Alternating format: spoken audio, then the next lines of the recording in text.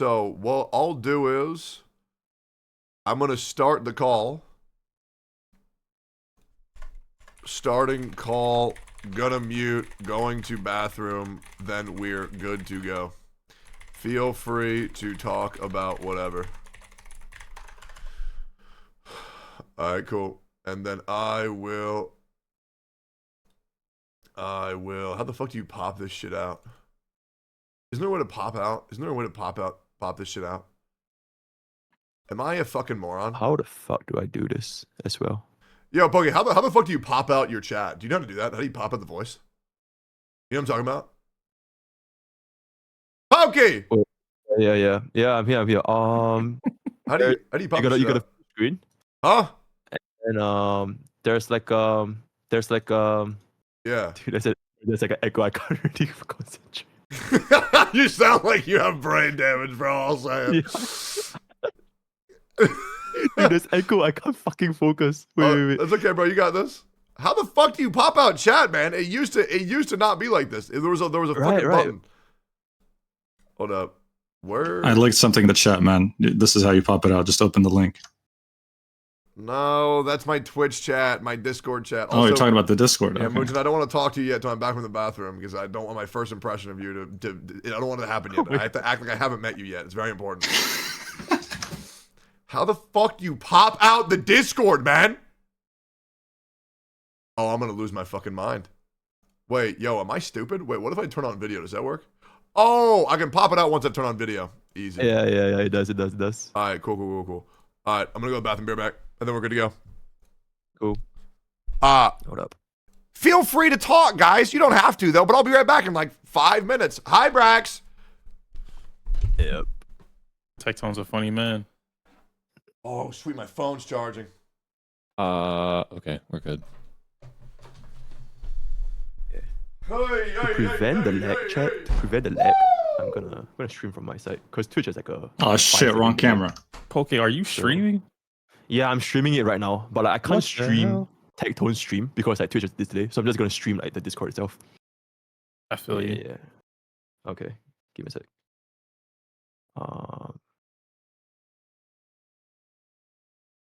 Do you think? Can I like eat breakfast while we're doing this? I feel like you should be able to do that. You know, pretty respectful. I'm hungry as fuck. I woke up like 5 minutes ago. What the hell? Wait, you're in Cali, huh? Yeah, West Coast. Oh yeah, so it's like 9 o'clock for you. Yeah. I finally got myself to like sit down and play actual like video games that aren't like shitty phone mobile games. And so I've been staying up till like 4 a.m. every night just playing like Dying Light 2, Final Fantasy 16, stuff like that. Ooh, you're having fun. Okay. Yeah, it's a weird concept. Haven't done that in a while. Oh, my cats are being terrorists. I'm gonna go take a piss real quick. All right. Yeah, get your pisses out of the way. Let's do this.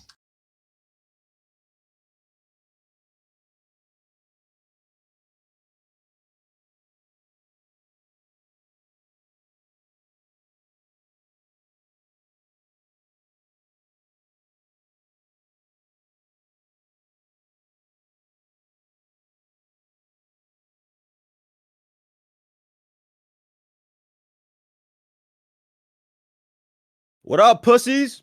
Whoa. Oh shit, my bad. I'm sorry. Cool, bro. I like pussy. It's all good. All right, bro. Hold on, wait. Actually, give me a second, man. Wait, fuck. Everyone's pissing, man. He's gone.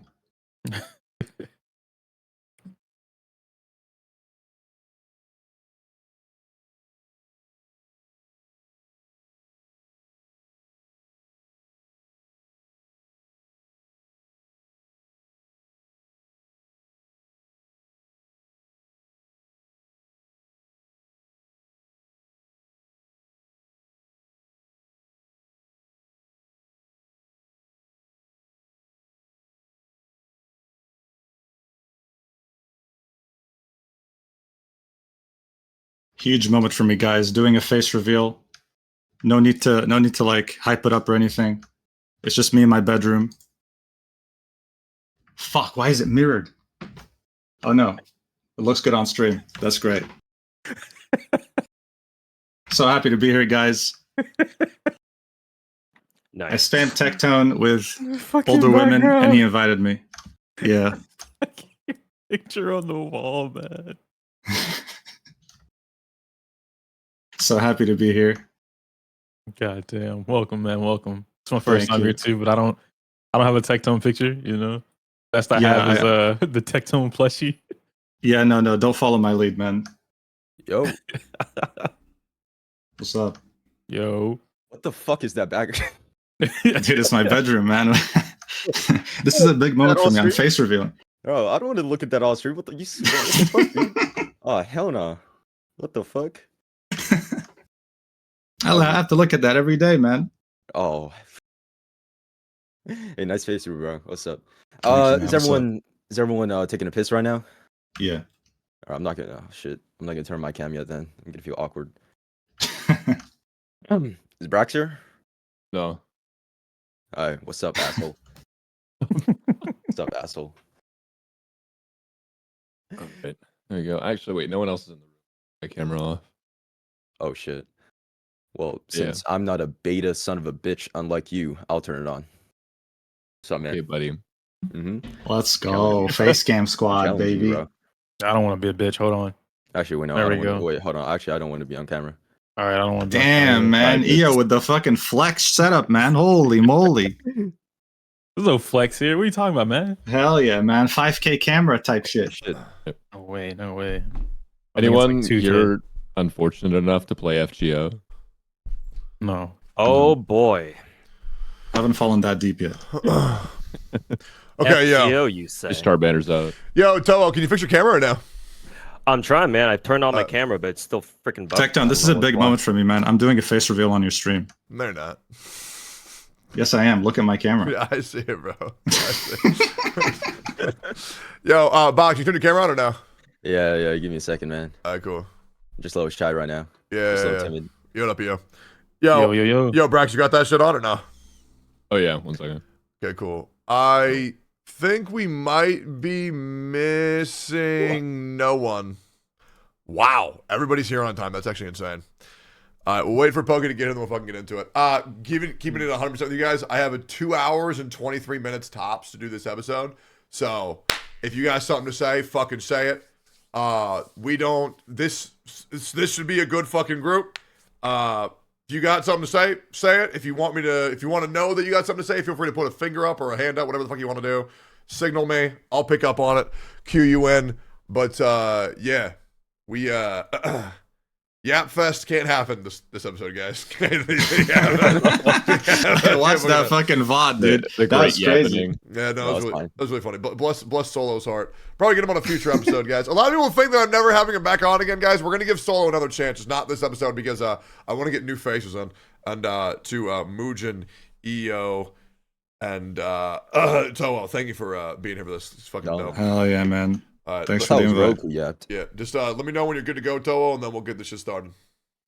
I'm gonna need some help getting this webcam working because it's working on mine because I'm streaming too. But Oh, that's why. Oh, That's yeah, fine. you're Oh, good. yeah, because You're I'm gonna- streaming. Should I Yeah. turn off the stream then? You have Yeah, to turn off well- No, you have to turn off your camera on your Yeah, stream. turn off your and then camera just- on On my stream. Yeah. yeah. So, like I have 2 capture cards set up. That way I can stream twice. Oh, rich boy. By the way, Tectone, we can't see EO on your stream because the chat's covering him. Uh-oh. I'm gonna adjust that once the episode. Okay. You know, Yeah, just let you know. Just let you know. Hey, don't tell me how to do my fucking job, man. Jesus Christ. Just letting you know. Yeah, no, there we go. Cool. Wait, I can't see any of you guys except for Tectone. Is that Was he normal? eating? Wait, can we eat in here? Yeah, it's because you're streaming, Pokey. You have to end stream in order to see everybody. It's like the DLC thing. You know how it goes. Yeah, it goes, man. It'd be like that sometimes. Yo, Oh, Brax. okay, I see. Brax, I can't remember. Did you say anything about the Genshin Impact 4.4? Are you up to date with that shit? I literally was watching your video of Tuato's video earlier this morning, and Yeah. I was like, "Fuck, I should make a video. Okay. Like, Fuck yeah, dude. I should do something about it." Because Man, I really feel like should, man. if Tuato is fucking talking about it, right? Like Yep. this guy is. I genuinely I believe like as far as his content goes, he's like Respectfully. pretty like unproblematic. Alright, there we right? go. Like he Yeah, never talks yeah, about yeah. some shit. So like this is like Yeah. This is a big deal. Even Zax made a video about it. Yeah, all I had Uploaded to it today as well. All I had to do was goad the content creators into doing it, man. All I had to do was just lie, saying they couldn't call them all fence sitters, and then surprise, surprise, they get off the fence. It's really that fucking easy, dude.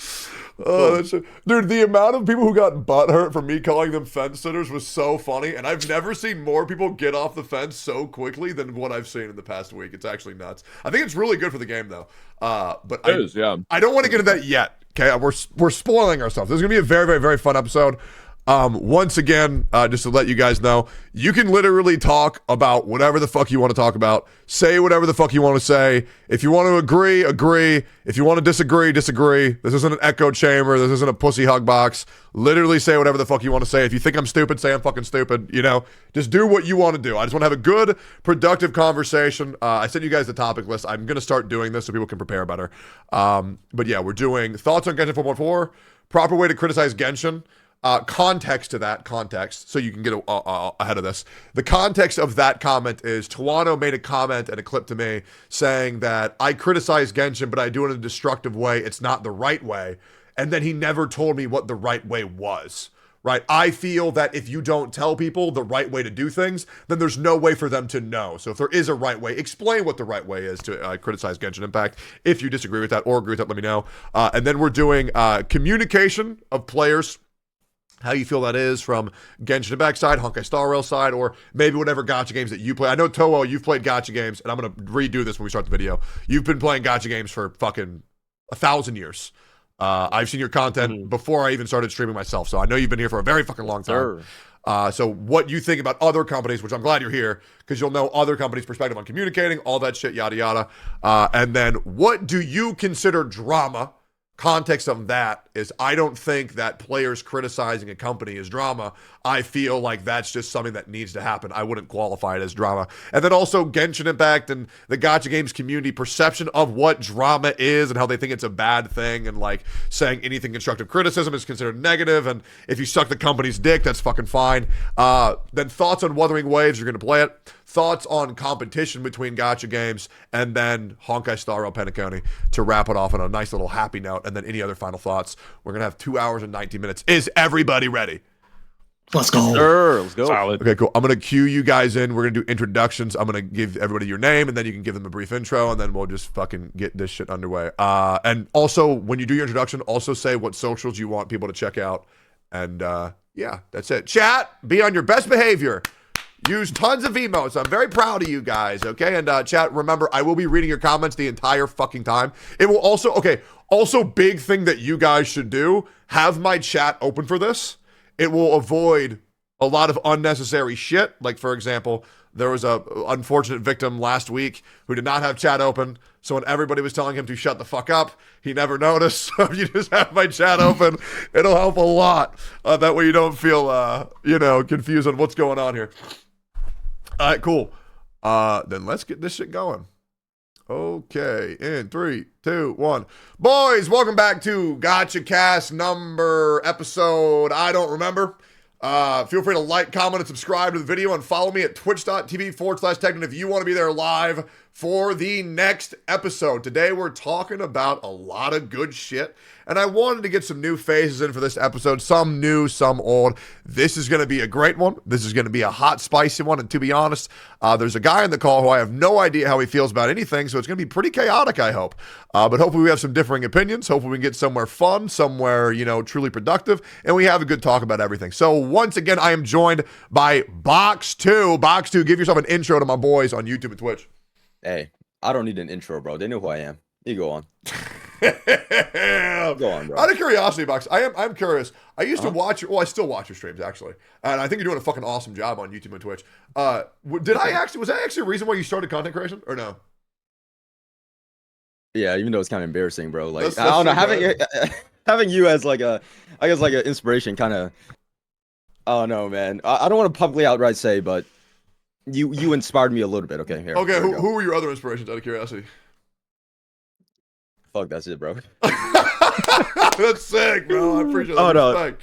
Yeah, hold on. I got something, bro. Yeah. Hey, you can go on. Oh, okay. Yo, as always, joined by Braxton, one of the best guide makers in all of Honkai Star Rail and Genshin Impact. Does a wonderful job of blending entertainment and information into one. I watch every single one of his guides, and I rip all of his content the moment that I can because it truly is that fucking good. Yo, Brax, what up, dog?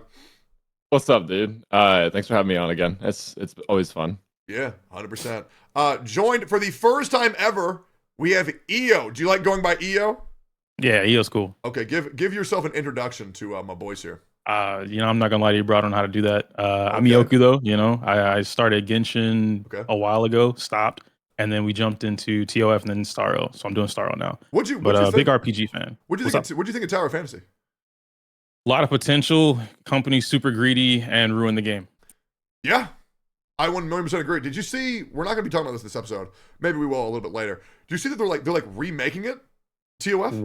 Worst best decision they could have ever done because they're doing it in the worst way possible. Okay, Like they're. I do want to talk to you about that later. Let's make it a point right. to talk about that because I have no idea what's going on with it. I try to stay away from TOF because it's a beyond dead fucking game. Yo, dude, my beanie box. What the fuck? Damn, shit. bro. No way, dude. The beanie. I do not miss that fucking thing. Yo, Bro, Box, what- you what? copying me? That shit was iconic, man. Well, I you know. got a beanie too. Oh shit, you Yeah, do, bro. No, Oh. keep it on. Keep it on. I like this. We're Here, twinning right now. I'd respect. Here you go. This is what you used to look bro. I know, Hold on. man. This I is remember more those days. Then I got pissed off so much at More like Gacha this games, I one. lost all my goddamn hair. Damn. Next up, for the first time ever, I've been watching this dude's content for a long time. I call this guy the Giggler in my chat. We have Mugen joining us for the first time. Hello, guys. What's up? I'm known for making like some just unhinged ass videos on YouTube, and I'll be streaming more and revealing a VTuber in February. So that's coming up in the coming months. But for now, just YouTube's fine. Wait, February, you're having a VTuber reveal? Yeah, within the first couple of weeks, something like that. How much you Very spent? excited. How much you spent? Enough to buy a used car. No, I need to know a number, man. I need to know a number. I spent $4,000 on my first VTuber. I spent more. More? Is it above Yeah. 10K? Is it above 10K? No. Okay. I'm curious. But this is man. I'm going all out, dude. I don't do shit half-assed. So this is gonna be really, really good. Good. Do I know yeah. the artist or no? Maybe. I mean, they're Okay. they're a well-known artist that's done stuff related to Genshin before, but they've Yeah. never done something like this before. That's really fucking exciting, man. Yeah, Yeah. my mother is Yokla. She made my egg VTuber model that I lost, that I really Oh. fucking miss. Yeah, I had a VTuber model. I just completely fucking lost it. It's really fucking frustrating. Damn. But yeah, how long have you been doing content for? Because I remember you kind of like came out of nowhere and now you've like taken over my recommended feed. Like in 2022, I did like a few videos for a few months, and Yeah. then I went back to my second year of masters and had no time. Masters? And yeah, Wait, so how old are you? What did you take a master's in? I'm 25, and Okay. my master's is related to like business. Oh, fuck So- yeah. Okay. Yeah. So last year during the summer, Yeah. because my classes were winding down and I just had to work on a thesis and start an internship later, I started making videos again, and that's when I started making videos on the interactive map. That put me on the map again, and Okay. I've been just making videos ever since. Fuck yeah. Okay, yeah. And I'll so, go yeah. full time in March. Yeah, your content's good as fuck. I actually really you. appreciate that shit. Yeah, no problem. Yeah, very excited to meet Mugen today. I've been wanting to meet this guy for a very long time. Hell yeah, likewise. All right, next up we have the sexiest man on Twitch, the Giga Chad, 8 foot tall, 300 pounds, the sexiest man. And where are you from? The Philippines, right? Yep. The Philippines, Mr. Pokey. Yo, Yo, guys. Yeah. Hi, guys. My name is Mr. Pokey. I'm from Singapore. I'm just kidding about the Philippines. Yeah. oh I wait, is always that get is the Singapore videos. not the Philippines? Yeah, Singapore. Oh I'm from Singapore. no. Oh, I'm sorry. I'm white, bro. I'm dumb as Nah, shit. it's all I don't good. get It's it. basically the same place. Yeah, it's all good. The Asian place is all the same, right? Yeah, it's all good. Oh, I didn't say that. I didn't say that. Holy fucking basehead. Also, I need your help, man, because you speak Chinese, so I thought of a really funny thing that we should do. And we need to do this shit Yeah, as yeah. seriously as possible. It's where you and I, we go on one camera, right? We do a split screen right down the middle. And then I talk in American, attempting to communicate with the Chinese servers, and then you translate my words to China, and we try to outreach to them later. I want to do this shit with you. It'd be really fucking funny. Like tomorrow, whenever you have time, I think it'd be so fucking good. Like, my fellow Chinese Genshin Impact players, I am here to assist you. The global server is here to help. It'll be so fucking fun. But yeah, Mr. Poke's always here. Always good to have him. Check out his Twitch. One of the best Honkai Star Rail streamers on the fucking planet. Check out his shit. Really, really, really fucking good. And then lastly, not least, we have a man who I've been watching since before I even started making content creation, Toho Sniper 98. Wait, is it Toho or is it Tuwu? You can just call me either. Two is usually easier, but yeah. Okay. Hey, what's up, everybody? My name is Asian Psycho, aka Toast Snapper 98. The first name was what I used to go by a decade ago when I first started this channel for a different game. But you can just call me Two, like Tectone said. Tuwu. I'm Is a that how Gacha you're supposed addict. to say it? What? Which one? Are you supposed to? Is it supposed to be Tuwu? Tuhu actually came about when I started first started Gacha games like 6 years ago. Yeah. It's funny because when I first started making content, the first name, the whole Asian Psycho thing, used to be a gamer tag I went by for like other games. So my first community called me by that because that's what they saw in game. Yeah. But then when I switched over to Gacha games, people just started calling me Two, so I just went by that because that's what everybody called me. Okay, fuck yeah. Yeah, so I am a certified Gacha addict. I recently made a video that kind of popped off talking about that. And yeah, I main 10 Gacha games, maintain them, basically play them every day because that's what addiction is to me. And ignore the sheer degeneracy on the back of my wall there. But yeah. You ever have sex with one of those things? What the fuck? I mean, if I were parasocial enough, questions. sure. I've got Yeah. a body pillow, so I could try, There you but go. I haven't tried Oh. it yet. Too 'Cause- busy with my actual Gacha games, unfortunately. I get that. I'm just like, I mean, what else do you? That's just my thing. Like, what else do you do with a body pillow? Like, I don't know, man. Everyone that I've had, I just fucking bust on it one time, and then I throw it away. But Oh my god. Well, I don't Be think it would real. surprise you to know that you can't see in the camera, but I Yeah. can pull them out if you want, just to show you a preview. But I do have some NSFW body pillows that I haven't opened yet. yeah, let's put them on stream, man. Why? All right. Actually, I have to check which ones I can actually show because there are sizes of them that I don't think I can. Yeah, I get that. Give me one sec. Yeah, It's okay too. Your wall isn't worse than mine. Well, while he's doing that, oh my god. Anyways, the way this is gonna work is I'm gonna start with Box, go down to Tuwu, then we're gonna from Tuwu go back up to Box for each question, and we all give our input if we have some. If we don't, if you don't have anything to say, you just don't have to say shit. Feel free to not fill the void if you don't feel like it. It's like, hey, I don't give a fuck. Pass, it is what it is. But if you do have something to say, feel free to go for it. Oh my god, bro, it's like watching Asmongold but Asian, man. Like, good god, I mean, like that is fucking so degenerate. Bro has a bag of body pillows that he's about to bust on. That's actually insane. Oh my god. Oh, there he goes. I didn't even notice the shirt. That's wild. As an Asmon viewer, I'll take that as a compliment. All right, so the two Yeah, I there can you go. actually show. Yeah. But we're about to get flashed. Holy shit. I'm ready. Demonetized. Hey, we're not the ones getting banned. Actually, I can only show one because I just realized there's one here that yeah, I can't show the other side. Okay, I get that. Is it an older The woman? one hope that I it's an older can woman. show is a Ganyu one. Yeah, this should be safe. Yeah. Nothing sensitive. It should, Should be. be. safe. I love older Yeah, should women. be. Yeah, that shit looks good, bro. Some of the cultured Awesome, ones bro. in chat will know where this is from or who the artist is by this one. But yeah, this is an NSFW Ganyu one. That It looks has the good as bits fuck. showing if I open it. So Hell You yeah. see all other the other side? ones I can't show, unfortunately. But Yeah, you no know, problem. there is that. All right, well, besides about Tuwu's horrible, crippling masturbation addiction, we're going to get this shit underway. Real quick, just show of hands. How many of y'all think that Venti and Hu Tao are lollies? What? Thoughts? Damn, what the fuck? No, just a quick My question. bad. Are they lollies or are they just small people? Who are we talking? Venti and who? Venti Yeah, and Hu wait, what? Tao. I guess No, they're just they're like, not lollies. smaller people. Like, yeah. Okay. Venti's a femboy, but Right. I don't Yeah. think he's that a- too. That's the only thing I'll agree on. Venti's a femboy, Okay, but and Hu Tao's flat. we wouldn't say that they're children, right? No. Nah. No. Okay, No. just making sure. Anyways, moving forward, we're going to be going into the first topic of the day, which is thoughts on Genshin 4.4. In specific, you can talk about anything you want, technically. I am going to give my thoughts on Genshin 4.4, and then we're going to start with Box. That way you guys can gather your thoughts. I think Genshin 4.4 is incredibly underwhelming. I'm going to say that due to the fact that I don't think... Shut the fuck up, Box. You know it's fucking Oh, shit. Genshin, my Yeah, bad. I thought you were talking about Starro. If we're in Star Rail 4.4, it'd be like year 2025, brother. Regardless, or 2026.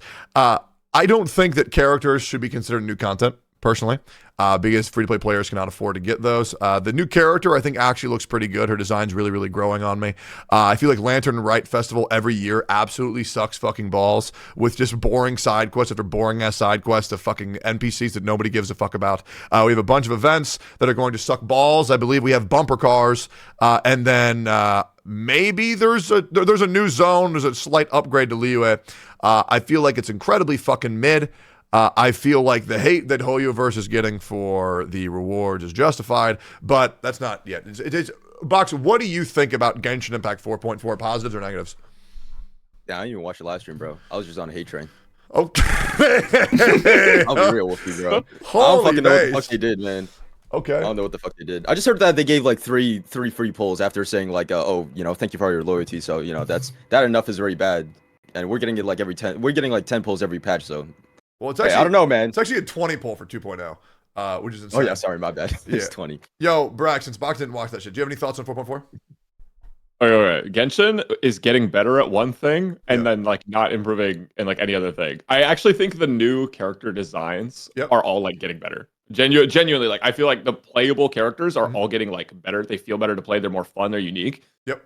But like, holy fuck! Like I don't know what we're gonna do with the rest of the patch, man. We're gonna pull the character and then we're gonna do Lantern Rite. Maybe I don't even know if I'll do it this year. And then Yeah. just like that's it. So what does a player do that doesn't pull for the new character this patch?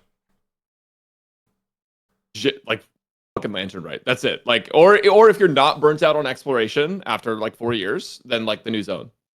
Is it big or how big is it? Because I know it's like Cloud Retainer's home, right?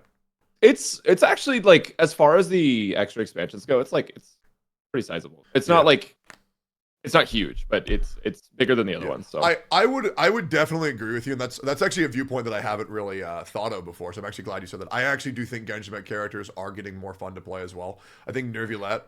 I mean, the problem is it's insane power creep. Like Nervulette is beyond fucking broken. I mean, I've heard some arguments that Tartaglia is still good with Zhang Ling. I've heard. I don't know who does that. Is Zhang Ling Tartaglia? Is that still good in 2024? yeah, it's still good. For what? Just like It's a Hydro pretty good. applicator at C0? Yeah. Because Child just applies so much fucking hydro Yeah. and does like damage on his own. You just play him with Bennett. He's on field doing a bunch of damage, and Xiangling's has the buff, so it's like it's good. Yeah. Okay, that's cool. I respect that. What's the new character's name? The Cloud Retainer. What's your actual name? Shenyun. Genuine. Shenyun. Okay. Yeah, I think her playstyle looks fucking awesome. I've seen it like max constellation. You can like infinitely jump. Is that still real or no? I don't know on that one. Okay. Yeah. Is she gonna be busted or no? Like is she gonna be able to compete with Hyperbloom? She's probably not gonna be crazy. I don't know. Just seeing the animations, I think she'll take too long for anyone to like actually use her to increase. She has to increase your damage by a fuck ton. Okay. Like for that field time to be worth it. Okay. Now I am wondering because I don't really get this because I refuse to pull for Dendro characters because back when I played there was only 5 elements, and I don't like how they changed that shit on my Genshin Impact. Why is Hyperbloom so fucking busted? Because it's like you don't have to have the only stat you have to have for that is EM on one character. Like that's the only thing you fucking need, right? You just need to have Hydro, Dendro, and Electro. And then just the Electro character just needs to have EM, and then they just do like fucking 27,000 damage, like per Hyperbloom. And so like basically it's just how fast can you apply elements, not like how much damage can you do. And then it just ends up like doing a shit ton of damage. And then the EM you stack on Kuki Shinobu? Yeah. Okay. She also scales like on healing with EM, right? So it's fucking busted, man. Like you literally don't even have to think. You just play the characters. You can play the rotation completely fucking wrong, and it doesn't matter. Okay. So you would say that Genshin Impact has probably gotten easier currently, or Oh, no? 100%. Like genuine. I don't know. I keep saying genuinely. Biggest Mr. Pokey. It's a poke. Yeah, respectfully, genuinely. The fucking Pokebrain rot. Yeah. It's too fucking easy now. Like the Abyss isn't getting super hard or anything, and the game got easier as soon as Dendro came out, and it's been the same state forever. Okay. All right. I'm glad that you echo that tonight. EO, what is your familiarity with Genshin Impact? I know you said you quit. Do you have any thoughts on 4.4 or no? Yeah, I still keep up with I guess some of the stuff that happens with the patches or like the big things that you guys talk about. Yeah. But with 4.4 in particular, I'd probably still say it's underwhelming. Like it wasn't enough for me to jump back into the game and be like, I'll play the game now, or I'll look at this and try this out. The new character looks really cool, but only because I like Zhao. But I hate plunging, so it's a really double-edged sword. You don't with like, that one. dude? Have you ever played Kazuha? Yeah, I love Kazuha because of the character. And I Yeah. like the new girl because she has dive kicks and it looks like Yeah. a fighting game character. Yeah. But then I found out she doesn't kick anybody, so I don't want to play her anymore. That's crazy. Yeah, no, Kazuha is my favorite character to play in Genshin Impact by far. I know there's a lot of people that say, oh, I don't want to come back to Genshin Impact. It's not enough for me to come back to Genshin Impact. And I've had the same take, but I believe in something tangible. Like, so for example, like, I don't want to say it's not enough. I want to say why it's not enough. So the reason why 4.4 isn't enough for me to want to come back is I do want to go back and play 4.2 story. I heard it was very good. I enjoyed 4.0 story quite a bit. I heard 4.1's fell off a little bit. I heard 4.2's was good. But what I need from Genshin Impact for me to want to come back, and we might go through this for a lot of people, is I need there to be a skip story button. I would like for them to DBZ Kai their story, to like shorten it and like stop with the fucking reiterating the shit that we already fucking know. If people aren't paying attention, fuck them. You know, have a story recap at the fucking end that you can scroll through. I don't need Paimon telling me the same shit over and over and over again. I would like a little bit of more challenging content where we can test the limits of our account. And then I would also like better compensation for the game. You know, I don't think I'm asking that much, but if there was something for you to come back to Genshin Impact, what do you think that would be? Probably some of the same stuff that you said. The story is really what's holding me back now. I'm still stuck in Sumeru. And I'm getting mixed, like Sumeru's great, Sumeru's bad. Fontaine's amazing. Fontaine's like dry. And I really want to go to Fontaine, but I have to get through Sumeru. And I don't want to play Sumeru. So I get that it's 100%. yeah, if I could skip it, then I'd probably play the game a little bit more. Yeah. But I also don't like losing 50-50s. And I didn't get Navia. And she looks sick as fuck. So Navia is the girl with the guns and the lady. umbrella. Yeah, the And drill she shoots girl. out like cannonballs. Yeah, on she command. looks sick as fuck. Yeah, Yeah, I'll so be I wanted real. her. People say Sumeru is good. It's bad. It's not good at all. I've read through it. I tried it myself in game. It fucking sucked, the story. The way that I did enjoy it though, because I feel like this is true for all of Genshin Impact's story, is it's told better by anybody else who's not Hoyoverse. And if you go online and you just look up Sumeru story summarizations, it's actually really fucking enjoyable. Because I do think Genshin Impact story is very good. I just don't think Hoyoverse tells it well, especially in Genshin Impact. So that's just me. I recommend, Ashikai. Ashikai is an amazing YouTube channel. Yeah. I recently followed them. Yeah. Yeah, she's dope. Yeah, she's great. Yeah. Okay, I'll check it out. Yeah, 100%. All right. Muujin, what are your Yeah. thoughts on 4.4? So look, I actually do like Lantern Rite events. Okay. It's something I do look forward to every year. You know, I like Liyue in general is a region I love. I think in general for all regions, Mondstadt and Liyue for me are some of my favorite regions. I think a lot of people can relate to that. Yep. But yeah, like for someone who has not played the game for a long time and wants to get back to the game, I don't think, it's enough reasons. Maybe come back and play the Lantern Rite and then maybe leave again, you know? Yeah. Because, yeah, Shenyun looks great. But again, it goes back to the fact that this is a character from Liyue. It's Cloud Retainer. It's someone I like. Gaming looks okay. His design is okay. I'm glad you said gaming. I'm not calling him Game. I'm just not fucking doing that. That's what. Hey, Hoyoverse took that name. You know, they made the decision to call him Gaming. So let's fucking go, dude. Gaming it is. And unfortunately, you know, I saw his old concept art, and that really ruined the character for me because he looked so much fucking better in his old design, in my opinion. Well, I have But, not seen yeah. this. Wait, can you link that in Discord sometime? Yeah. Just give me a sec to find it. But like his old design was like, it was really more, I don't know, it was way more original in my opinion, way more unique compared to what it is right now. Right now, I think he looks very generic. But in general, like when it comes to characters and the story, it's not really enough to get you back permanently to the game, maybe just for the Lantern Rite, and then that's it. But it really pales in comparison. The problem is that it really pales to Starra. You know, if you're doing this comparison, if you watch both live streams, I think just looking at how much Starra has in store for 2.0 will make you think, man, that's it. Like, am I playing the wrong game right now? Yeah. Should I just look forward to 2.0? I mean, Lantern Rite's great, but I don't know. Yeah, that's my position on it right now. So I am curious, how long have you played Genshin Impact for? I started playing Genshin around the time Arataki Ito first came out. So that's like end of 2021. So like a year after release. Okay. It was amazing. Like literally. Player. Yeah. Arataki Ito, how do you feel about him? He's one of my favorite characters. I love him. I love him. And I don't really care about the dub, you know, English dub, Japanese dub. Of course, his English dub is awesome, but like in general, he's a great character. Yeah. Really fun gameplay too, but his element feels kind of abandoned a little bit. I know, dude. I love his gameplay so much. I mean, the noodle arms really piss me off because he should be way more jacked. True. It's so fucking irritating. He should be like Mr. Poke. Yeah, 100%, 100%. Yeah, but I do want to ask you a little bit more about your opinion. So, what is it about Lantern Rite festivals that you like? I like the fact that it's something that happens once every year. I love the vibes of Leeway. I love the lanterns. You know, it's like, I don't know, it's like Christmas. You know, it happens once a year. Yeah, it gets old after a while, the concept of Christmas, but you've gotten familiar with it over the years, and you love revisiting the characters that you're not seeing in the story right now, because not everyone's going to travel to Fontaine. True. So I think there's this like feeling of going back home, which is why I'm also excited for when they do the expansion in Mondstadt, because that's also that feeling, you know, that like when they do that northern port city that's been like being talked about for years now, that's not happening yet. Yeah. So there is that feeling. It doesn't mean that it's good. Like, don't get me wrong. Yeah. It's to me, it's this feeling of familiarity. I don't know how a new player will feel about it, but 100%. To me, it's like going back to family just for a little bit before continuing the story. Yeah, I like that. I think that's a very, very, very wholesome answer. I was not expecting that. I thought you were an absolute piece of shit. So that's a very nice, heartwarming answer. That's very cute. Yeah, no, I mean, I respect that 100%. Yeah, fuck yeah. Okay, cool. Yo, Mr. Pokey, have you caught up? Oh, and let me know whenever you send me that image of gaming. The old one. Yeah. Let me find out. People told me how good he was, and they showed me the RGB, and then instead of being shit standalone in appearance, now he looks shit in RGB. In my opinion. But Mr. Pokey, how did you feel about final question, Mugen. If you were to use one adjective to describe 4.4, if you were to make a video called 4.4 looks, what adjective would you use at the end of that? Between insane and underwhelming, what adjective would you choose? I would say it looks like a prank after that live stream.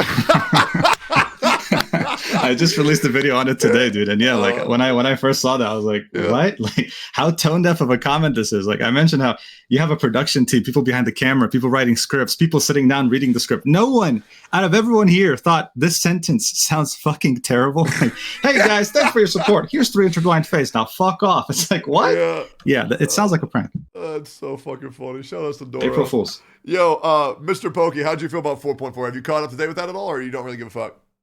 Yeah. I've seen the drama, but to be completely transparent, I have never ever seen the login screen of Genshin in my entire life. I've never ever played Holy Genshin. Shit. So I completely don't know that anything. way. Right. Yeah. But the general gist I've got is that their 3-year rewards, the 3 pools, is like even lesser than someone that is returning to the game. I think you get even more than that, right? Yeah. Right, you get like more than 480, which is like I think you get like 500 or 600 if you return to the game, something like that. Yeah. So it's like so ironic that, okay, thank you for spending 3 years with us, here's 3 pools, but for people that completely don't spend a single time with them and they just quit, they get even more rewards than someone that spent every day playing with them. So I think that's what really like people. It's a business, it's a predatory business strategy that they use where they focus on acquiring new players at a heightened rate above losing their old players. By having a lot of time to sink into content that is just otherwise meaningless, but in order to form like the habit, they have you like chase this little carrot that you think that you're going to get to, and by the time that you actually get to that carrot, well, you realize it doesn't exist. You quit the game, but they've already gotten 10 new people in the time it took you to realize that you should quit the game. Is essentially what they're doing. A lot of companies do it. A lot of people don't get that shit, and that's fucking fun. But so yeah, hey, good on you for not playing Genshin. If you ever do go back to Genshin Impact, I think you're really going to enjoy the Aranyaka quest or the Aranara quest. Really fun, really fun quest. Would you recommend like anyone to get back in? Not even get back, like play Genshin in 2024. Okay, I'm not going to say anyone. Completely never play off. I'm going to say for you, fuck no.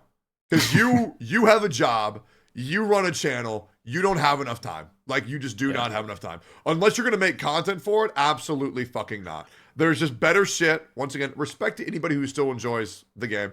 No problem with that. It's totally good. A lot of my buddies still play, and they try to talk to me about it, and I humor them. It's really sweet. I have this buddy named Anna who talks about Genshin Impact 24/7. And what's really ironic about that is that she just quit 2 days ago, which is really fucking funny. It's probably because she hung out with me. But yeah, I do think the game is fun. I know people have a lot of emotional attachment to it. And I do think the game could become something that we all know it could be if it got treated a little bit better by the developers, but we're just not quite we're not quite there yet, and that's fine. We'll just keep advocating for change, and China's taking notice, so maybe we'll see something big. Hoyo's taking a very long time to respond, so they might actually be cooking something. I really don't think they're going to flat out ignore 1.2 million followers lost on Douyin. I really don't think they're going to ignore that. But yeah, anyways, Tuwo, do you have any thoughts on Genshin 4.4? Other than what everyone else has already said, Yeah. basically all I can sum it up is as it's the same shit. Yep. It's literally the same shit, just with another coat of like paint. Yeah, that's the phrase I'm looking for. Another coat of paint. To add on to what Mujin said earlier about how he appreciates Lantern Ray as like a, it's like Chris. He likened it to a Christmas where it's a familiar event that we always go back to, right? We always know it's going to happen every year. To add on to that, like. We all know Genshin Impact, or for those of us who play, we all know Genshin Impact doesn't do rerun events, right? So I also appreciate Lantern Ray because even though it's not really a rerun, it's the closest one we're gonna get to one because at least it's something of a same event, even if the content is slightly different every year. They have done that slightly for other things like Golden Apple Archipelago.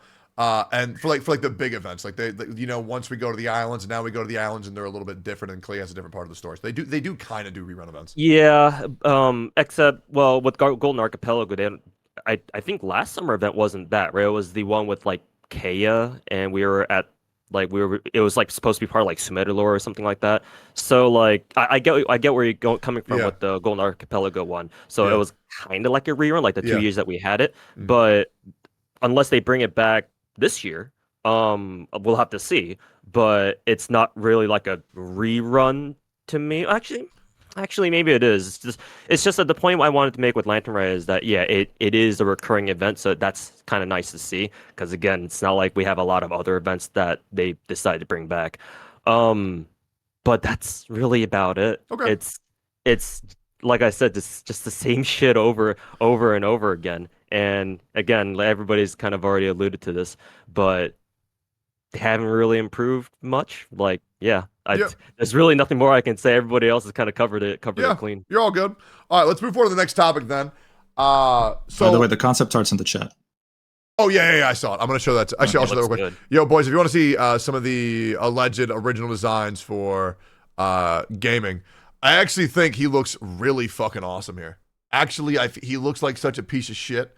I like that a lot. Cool, man. I don't know where you found these for the concept arts. Was this on like official Hoyo or no? There was a massive leak like a long time ago. Oh, okay. Yeah, of a lot of concepts. So this is one of them. Yeah, I don't know how they fucked it up that hard, but I mean that's classic Hoyoverse. So the other day I had a comment from a content creator called Tuano. I got nothing but respect for the guy, 100%. I think he's a great dude. But he made a comment towards me where he said that Tectone's been criticizing Genshin for multiple years, and he thinks the way that I'm doing it isn't right. He thinks the way that I'm doing it is destructive, and then he never really gave me the right way to criticize gacha gaming companies. I will leave. Well, I would like to just say this. For the major aspects of change, I do want to say that my video for Staff of Homo, where I lost the 50-50, what was it, chat, 13 fucking times, was getting millions of views in China. That was a conduit for getting the weapon banner changed. How much money did you lose, by the way? Because it differs. Like some people say 1,000, some people say 10,000. No, it was well over $10,000 for Staff of Homo. Really? Yeah, once I completed it, yes. That's worth making a video about. Oh, I did. Oh, did you want to? Feel free to pull the video up. It's on YouTube. Yeah, I would love for you to do that. Yeah. And then right now, I'm not sure if you guys know this, there is a clip of me on Chinese TikTok, Douyin, with 17,000 likes as of 48 hours ago and about 500,000 views, where China is using my words. They translated the Chinese and said that they're happy that the global community is behind them, and they play a video of me saying that I agree with what they're doing, keep doing a great fucking job, and multiple comments from my videos essentially rallying them on. So I believe that my way of reaching China is correct, but I am curious, in y'all's history of playing gacha games, what do you think a proper way is to criticize a multi-billion-dollar company? That way I don't hurt their feelings next time, Towo.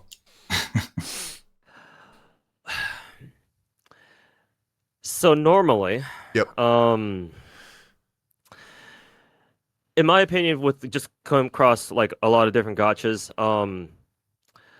normally there should be communication, like official lines of communication that players can tap to talk to like developers or something.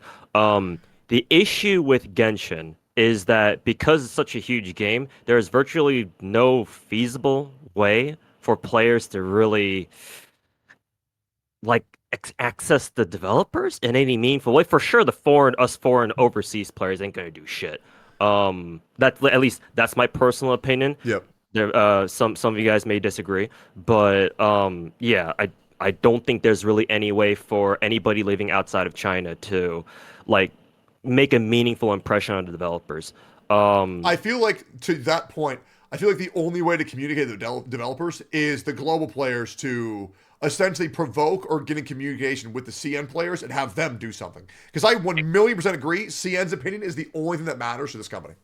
Yeah, exactly. And that's what I wanted to go into as well. Like, unfortunately, because Genshin is such a big game, and there's no realistically not much of a chance in hell that us overseas players, us foreign players, are gonna get a hold of them, get a hold of MiHoYo. It's either we do something extreme, like what happened with, if y'all remember, first anniversary. Yep. Or we pray or we try to reach out to the Chinese players and see if they can do something about it on our behalf, or not just on our behalf alone, on everybody's behalf, to be honest, because we're all affected by it, right?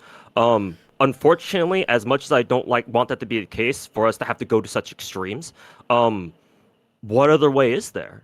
Yeah. I don't think it's again, I don't think it's a proper way. I don't think whatever happened with like first anniversary, or even what the Chinese players are doing is necessarily the proper way. But like the more important question is there any other way? 100%. And especially to enact like change within a reasonable time frame, because without incidents like these, that really open MiHoYo's eyes to be like, okay, there's kind of an issue here that we have to address. They're just gonna keep going on this path for God knows how long. Like the past 3 years that Genshin has been out, it's not really had any competition. I'm aware we have like the competition topic come up later, so Yep. if in case I'm like kind of stepping into that. Yeah, we'll save that for later. But yeah, but like, since it has none, I think Genshin was just gone on this path, this trajectory for God knows how many years 3.5. without really doing much. So, just as they have been for the past few. So yeah, like the proper way would like be like, you know, civil like controlled conversation, but again, like that we don't like, it's clear that probably doesn't work. No, I'll So it's just like, I'll just call other DeWay options on we his have? cell phone. He gave me his personal number. If I ever have any complaints, I'll just call him out. And then we'll get him next talk. Yeah, just hit him up, dude. Yeah, what's Easy. crazy is Tawano actually is the one guy who said that the way that I communicate is destructive, and he's actually one of the few people who's actually met DeWay in real life. They flew him out. So maybe that's why he thinks that Lucky I'm him, not yeah. communicating. Like, well, hey, why don't you go to his office, man? Yeah, I go to just his fly- office every just fucking fly Tuesday, China bro. real quick, yeah. Yeah, you're right, man. Fuck. Okay, well, I think that's a very good point. Mr. Pokey, do you have any viewpoints on the proper way to communicate with Genshin? Also, I would like to say I am in support of review bombing only for Genshin Impact, not other games. I feel like if a game mistreats their players, they deserve getting review bombed. That's just me. I think what happened to Google Classroom and Pizza Hut is ridiculous, but I feel like, just for Hoyo games, I think that's fine. If they also... Downvoting Honkai Star Rail makes no fucking sense. Also, sick. Grats. Like, why the fuck would these people think I'm going to downvote Genshin Impact and Honkai Star Rail? They should be downvoting Genshin Impact to say, hey, we don't like this treatment, and then upvoting Honkai Star Rail saying, oh, we want this. My opinion. Mr. Pokey, what do you think about the proper way to communicate with developers for Honkai Star Rail and Genshin Impact? Wait, can I just understand a little bit of a backstory? Like, why is it that this particular patch, it made like such a big ruckus in CM, but not like the previous patches? Okay. Oh, It's been happening for 4 years. Yeah, so essentially, this is a big straw that broke the camel's back. So the exact same rewards that we got from last year's Lantern Rite Festival already pissed people off, not to this degree. We got the exact same thing again. They were expecting change. They didn't get that change. It's the same shit once again. And they said, okay, not this time. We're going to lose our fucking minds. So essentially, it's a combination of it building up, building up, building up, building up. This is the breaking point. I mean, I feel that wallet is always the most direct way for people to vote, or at least like one of the videos on Bilibili. Because I try to research a little bit and see what the CN is up to. I think one of the dude that made the video, not about you, just generally like what's up the consensus or Genshin. They're like, the easiest way for players to vote is to just vote with their wallets. Because I think CM players, that is like their most direct. Because like in their opinion, review bombing or whatever shit it's not gonna even matter because new players are always gonna come and play, and new players that will spend money on the game, so their revenue is not gonna be affected. But for the current player base, if they are gonna vote with their wallets and okay, I'm not gonna buy this because you don't want to give us like your like rewards or treat us nicely, then why should we as a player base fund the game that continues to treat the player base like shit? So I think that's one way to go about it. Yeah. Yeah, I mean, I think review bombing will directly interfere with the new players who want to come to their game, where people see, wow, this game's only rated 2.7 out of 10 stars. Why the fuck would I play this trash? I think it will affect a little bit. I also do agree with voting with your wallet 100%. I am skipping Genyun entirely, which sucks because I actually really wanted her because she looks like a lot of fun. I'm not even gonna be C0ing her ass, which is a fucking shame because I even pulled for Nuvula and Farina. But yeah, I'm gonna be completely skipping Genyun, which I'm very upset about. But yeah, I think it's a good point. Vote with your wallet 100%. Don't fucking spend money on the fucking game until we get the change that we deserve. Muujin, what do you think for 4.4? What do you think the best way to communicate with the developers is? Okay, listen, what I'm going to say might be a bit controversial, but I think that over the years, what Hoyoverse has done indirectly is they've encouraged players to act this way in order for them to see change. Like, this is their fault. Because I've made videos about the anniversary, the Honkai Impact 3rd incident, all that stuff. And you see one pattern, and it's that surveys and wallets and whatever, nothing's really going to do much unless the Chinese community goes haywire. They go crazy. They go ballistic. That is the only way for them to make changes. And like, just picture this, a Western developer. You do all this crazy shit to them. Will they actually make a change? No. I mean, look at Riot Games. They still fucking released the dumbest League of Legends champs known to mankind. It doesn't matter what is done to them, okay? But with Hoyoverse, they do this thing where they actually, quote unquote, negotiate with terrorists in a sense that if you reach far enough with the controversy, if you fuck them over so hard in terms of reviews, in terms of, hell, even threats, all those stuff that shouldn't happen, they actually budge instead of standing their ground. So they've given precedent more than once, that if these things happen, you'll see change. If they don't, they won't. Zhongli changing. What happened with the Bunny Girl incident, what happened with the first year anniversary, what happened with all those things. The only way they budged wasn't through player surveys, wasn't through wallets, wasn't through boycotts, wasn't through anything reasonable or what Toronto would consider reasonable. Yeah. They only happened once things went out of fucking complete control. So I think they indirectly encourage it. And to stop encouraging it, they should actually listen before things get to that point, or at least address it. Like right now, the silence happening right now with what happened in China, that's not good. That'll only encourage more shit. So they need to get their shit together and how they communicate. That's all. Yeah. No, I 1,000% agree. 1,000% agree. And I feel like people are forgetting that shit. Like, oh, boy, I filled out the survey. Okay. 30,000 Mora in my pocket, baby. Huge. Let's go. I love Huge. I used to love making videos like that where it's like Hoyoverse hired me to fix their game. They paid me to fix their game. 10,000 Mora. Yeah, I think that's a great fucking take, Muujin. Yo, EO, what do you think? What do you think the proper way is to communicate with devs? I feel like everybody's been saying it for the most part. Yeah. But it's kind of, again, it's Genshin's fault to get this point. I think the real issue is that Genshin players will never do what they need to do in order to get the actual change that they should get. They're not going to stop playing the game. They're not going to stop funding it. Even the free-to-play players who like just buy the battle pass or the monthly, for instance, all that stuff contributes to Hoyoverse's pocket specifically for Genshin. And when you don't do anything about it, then they're just going to keep doing what they're doing. Like the Zhongli incident, because we brought that up. If I'm not mistaken, the Zhongli thing happened because they started charging back. It wasn't just that everybody was bitching or CN was bitching. People started doing chargebacks. And that's the first time I even learned that you could do some crazy stuff like that. And then that's when Genshin was like, yeah, no, we can't have this. Hold on. We'll fix them right now. And the very next patch, he was fixed and buffed. And that was the first and only time they've done that for a character. Ever since then, I haven't seen anything else that extreme. I don't see stories about chargebacks. I don't see stories about how I guess there's a boycott now, but no one's talking about not spending money. Everyone's still hyping up the new character. You're the first that I've seen that's not pulling on this new character just out of, I don't want to say out of spite, but it's spite. Obviously. Yeah, okay, well then let's go with that spite, right? No one else is doing that. I haven't seen anyone else saying that they're not going to do it. The friends that I have that still play Genshin, they're still pulling. And to them, because that's their main game, and they look at, I guess if we compare Starl to it, they look at Starl as like, oh man, Starl's not even that great. Like, why would I want to play a turn-based game when I could just play Genshin? Like, Genshin has all this cool stuff. And I'm like, yeah, dude, but they treat y'all like shit. well, all gacha games treat you like shit, so it's not really a big deal. And I'm like, I don't want to play any game that treats me like shit personally. But Genshin Impact is kind of like a turn-based game where it's like on your turn, like you get the rewards, but unfortunately you're going against Zila and she goes 1,000 million times before you get a single fucking move. So it'll never fucking happen. Is what it is. Very, very, very unlucky. Yo, Brax, you got anything to add on? Oh my god, dude! I feel like this. I don't know. I feel like this company. So I actually disagree with what Mujin was saying. Sure. I think. Okay.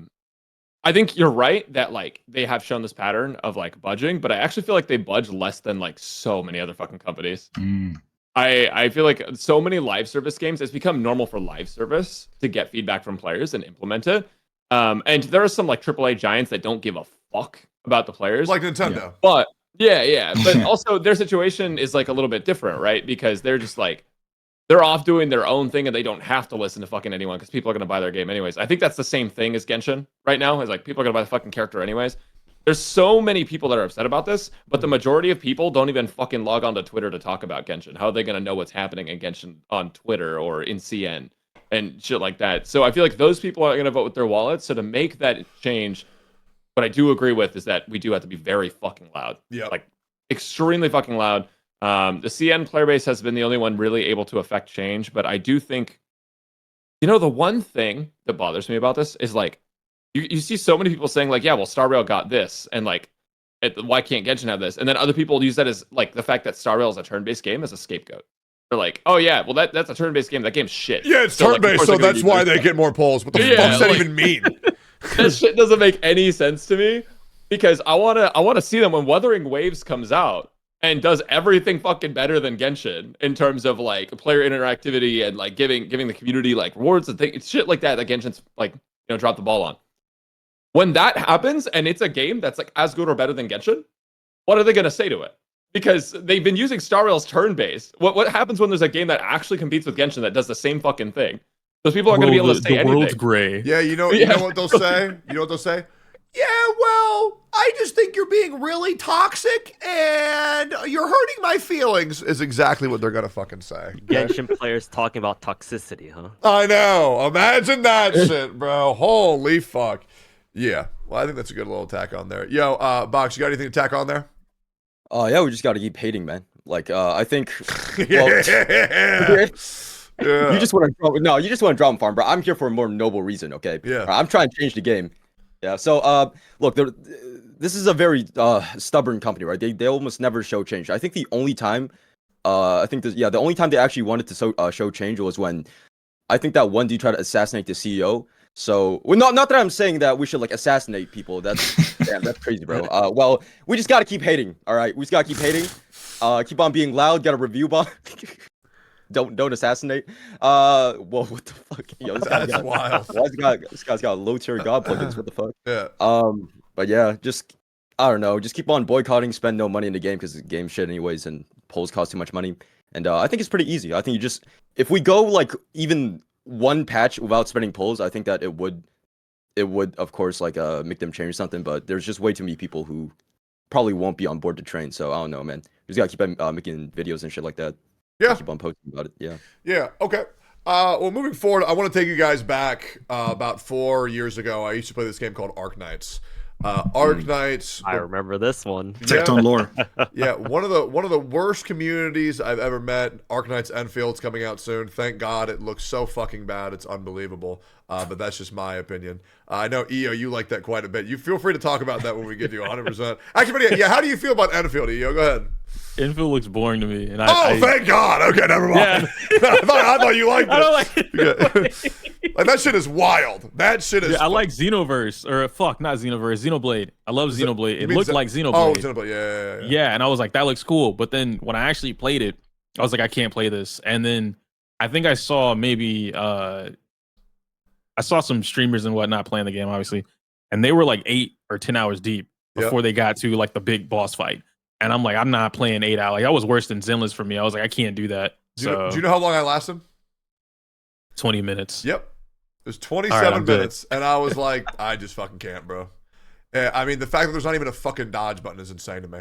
But moving forward, and once again, I am going to give every every game a proper shot once it comes out. Also, Box and Pokey, you guys look so good. I do just want to say I played a game called Arknights about 4 years ago, and a lot of things went wrong with the community, from the the Discord community managers advocating against my channel, saying don't watch Tectone, he's white. Many players not able to grasp the idea that I was able to do the content in the game naturally, and they accused me of cheating in the game. As well as another content creator, Dreamy, saying that I was gaslighting and manipulating them in their DMs, and then they followed up with a community post saying, guys, I don't think I know what gaslighting means. I feel like I don't know what that meant when our DMs were literally just me helping them with their YouTube account. All those things were things that really pushed me over the edge. But another thing that really pissed me off was that they had KFC skins for their characters. Now, generally, you might be asking, Tectone, why would you not like KFC skins? Aren't you a fat fuck? Don't you like the $5 fill-up meal? Weren't you 330 pounds? Yes, I was. But the problem is that these KFC skins that I would have loved to use are available in China and China only, and they never came to global. Now, this is the case for a lot of rewards and compensation for Genshin Impact, as well as the skin selector that Dway so gracefully didn't use today over to pull over the skin over his reptilian body as he normally does. So I am wondering, does it or does it not bother you, the preferential treatment of CN? Yes or no? Do you think it's justified? What are your... Damn, I look good. What are your thoughts on CN preferential treatment, Box? Oh, dude, yeah, because I played Arknights. I feel like it's not as bad as you say. I don't know, man. Because I've been playing I played Arknights until, like, not so recently. So, like, not so long ago, right? And they've been improving, like, their live streams a lot. Because you watched, like, the 0.5 live stream, right? And you said how it was just, like, a... Two random ass fucking people with masks on talking about some random shit. Yep. Oh, they improved that like a lot. So I think that Global is actually getting a lot better treatment now. Also, I don't know what the fuck you did in Arknights, but people are hella pissed at you, man. Oh, you want me to tell you what I did? Oh, yeah, no, because I'm white. I never hear anything about your gameplay thing about like stealing strats. I just hear that you're toxic, and yeah, that's it, bro. It's that I'm white, and that's pretty much it. That's crazy. Yep. That's it. Yeah, I mean, well, let me ask you a question. That's Who's a crazy. problematic Asian creator in the gacha space? Damn. Well, I don't. Actually, Yeah, I don't dude, know. Mr. Punky's too ripped, bro. Mr. Mr. Punky's too ripped, bro. He's problematic. Well, I'm a problem. Man, I'm a sure, bit of a problem. sure do have a problem with MTashed. Sure do have a problem with Tectone. Oh, that Doro guy's tweets. He's a little bit too nice, isn't he? Fuck that guy. Anyways, that's not a gripe for today. But yeah, what do you think about CN preferential treatment? still me, right? Yep. Okay. Of course it's stupid, man. Like it's I play another game like Dokkan. I'm not sure if you know what it is, but sometimes they'll get like a lot more like free stuff than us. It's pretty crazy, and it pisses like the player base off, and it makes a lot of people move from EN to JP, which is pretty weird. So if they keep this up, sorry, if there's like any kind of like CN special treatment or anything like that, I think it's just inherently terrible for a game, and I don't know, it shows that they care about one side more than the other side. It's just pretty like discouraging. It is very disheartening knowing that we will always be second fiddle. I mean, I you know, right. a lot of these things happen with like Blue Protocol, which is really depressing, where it's like JP's getting access first. It's annoying as shit. But yeah, is there? I'm curious because I'm pretty sure we can summarize this point to we don't like it. But is there anybody here who is okay with it? And if so, or have any idea why they do it? Why? Maybe it's because of money. But does anybody have a point where they make on like? Why do we think it's that way?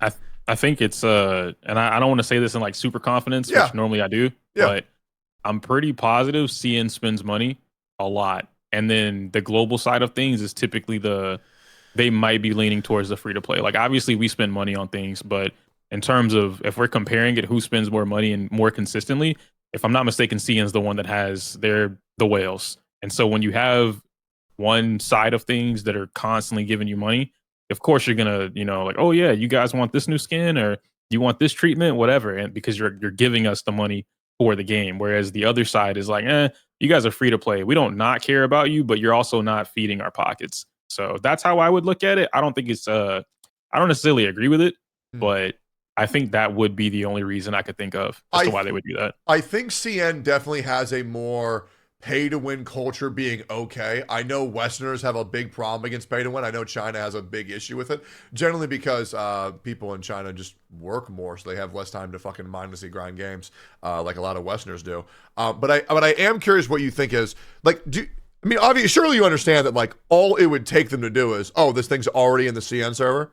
Okay, take code, put over global. Like they. Yep. Why won't they do that? I personally think it's bureaucratic. So, like, I know for a fact it's bureaucratic because the thing is, in China, like, first off, there's a separation of the world, right? There's China, and then there's the rest of the world.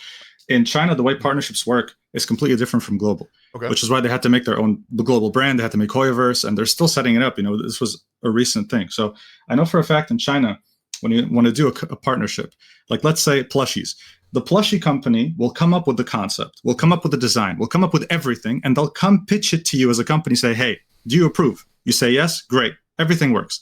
But in the West, it works differently. You as a company have to come up with the concept, you have to come up with the idea, you have to come up with everything, and then you have to go to pitch it to the partner. It works very differently. And Chinese companies still don't know how to do this correctly. Western companies, though, understand, and when they usually expand into China, they already know what to do because they partner up with Chinese companies. They have to. So that is, you know, like from a perspective of someone who might have worked with Chinese partnerships and stuff, I do think that is the factual statement right now, but they could do it better. It does not to say they can't, but it's just very complicated, this kind of bipolar world right now. So are you saying that they're stupid? That's a different way to say this. Oh, but they do things differently over there. It takes them time to learn. Very differently. Like they do business differently, and they have to make up a new company, and they have to learn how to do things. So yeah, with all the money they're making, sure, they're probably a bit too slow, but that is like the technical answer. But they could definitely be doing a better job. Okay, yeah. What do you think, Tumu? Sorry, remind me of the original topic again, because sure. You've played a lot of gacha games, and in a lot of those gacha games, you've probably noticed a trend of China getting things that global players don't get. Do you play on the CN servers, or do you play on global servers? Nah, mainly for me, I play on global servers because for all my gacha games, because I like reading what I'm doing. Yeah, 100%. I've dealt with previous instances of trying to translate moon runes, and they're not fun. I have done it before. I just don't want to do it again, or I just don't want to keep doing it. Yeah. I have a funny story. I know Brax may know about this. Both of us play FGO, and let me tell you, FGO has multiple servers. I think there's like 4 servers right now. There's got the home server is Japanese because FGO is a Japanese game. They got the Chinese server, they got the Taiwanese server, and they have most recently their American server. Technically it's North American, but it's basically global. They just call it North America. Guess how many years NA is behind JP? I would like to guess 1.5 years. 2 years. That's crazy. 2-year difference. Crazy. That's insane, dude. Okay. They're not catching up at all? Nope. No sign of catching up. And I'll actually explain why a little bit later. But the reason why NA is 2 years behind is because it came out 2 years later. Literally, we had devs come out and be like, oh yeah, we decided to bring FG over to the West because we saw some cosplayers out of con. We're like, oh cool, Westerners know about this. So maybe we can bring it over. Maybe we can make some money. And so they did. And the reason why they're keeping it on 2 years is because that's just how it is. Unfortunately, there's no other real explanation other than maybe I can bring up the fact that Aniplex did try to launch a different game called Magia Record, if anybody knows that one. That lasted. There you go, Box. That lasted for about 2 or 3 years. I forget exactly for how long, maybe 2. Yep. They tried accelerating content there. That game crashed and burned. So if anything else, FGO NA being 2 years behind JP, like that just kind of reinforces that, and that they'll never change it. I've been advocating for slimming that down to just 1 year because the advantage of being sometime behind a home server is because we have this meme in the community called clairvoyance, and that's basically you can see everything that's ahead of you for currently NA 2 years ahead of time. That means that you can prepare for literally everything that comes up. Like we have communities, we have resources that document every single battle you get into, every single fucking detail. So there is nothing. If you look ahead, there is nothing that you can't have.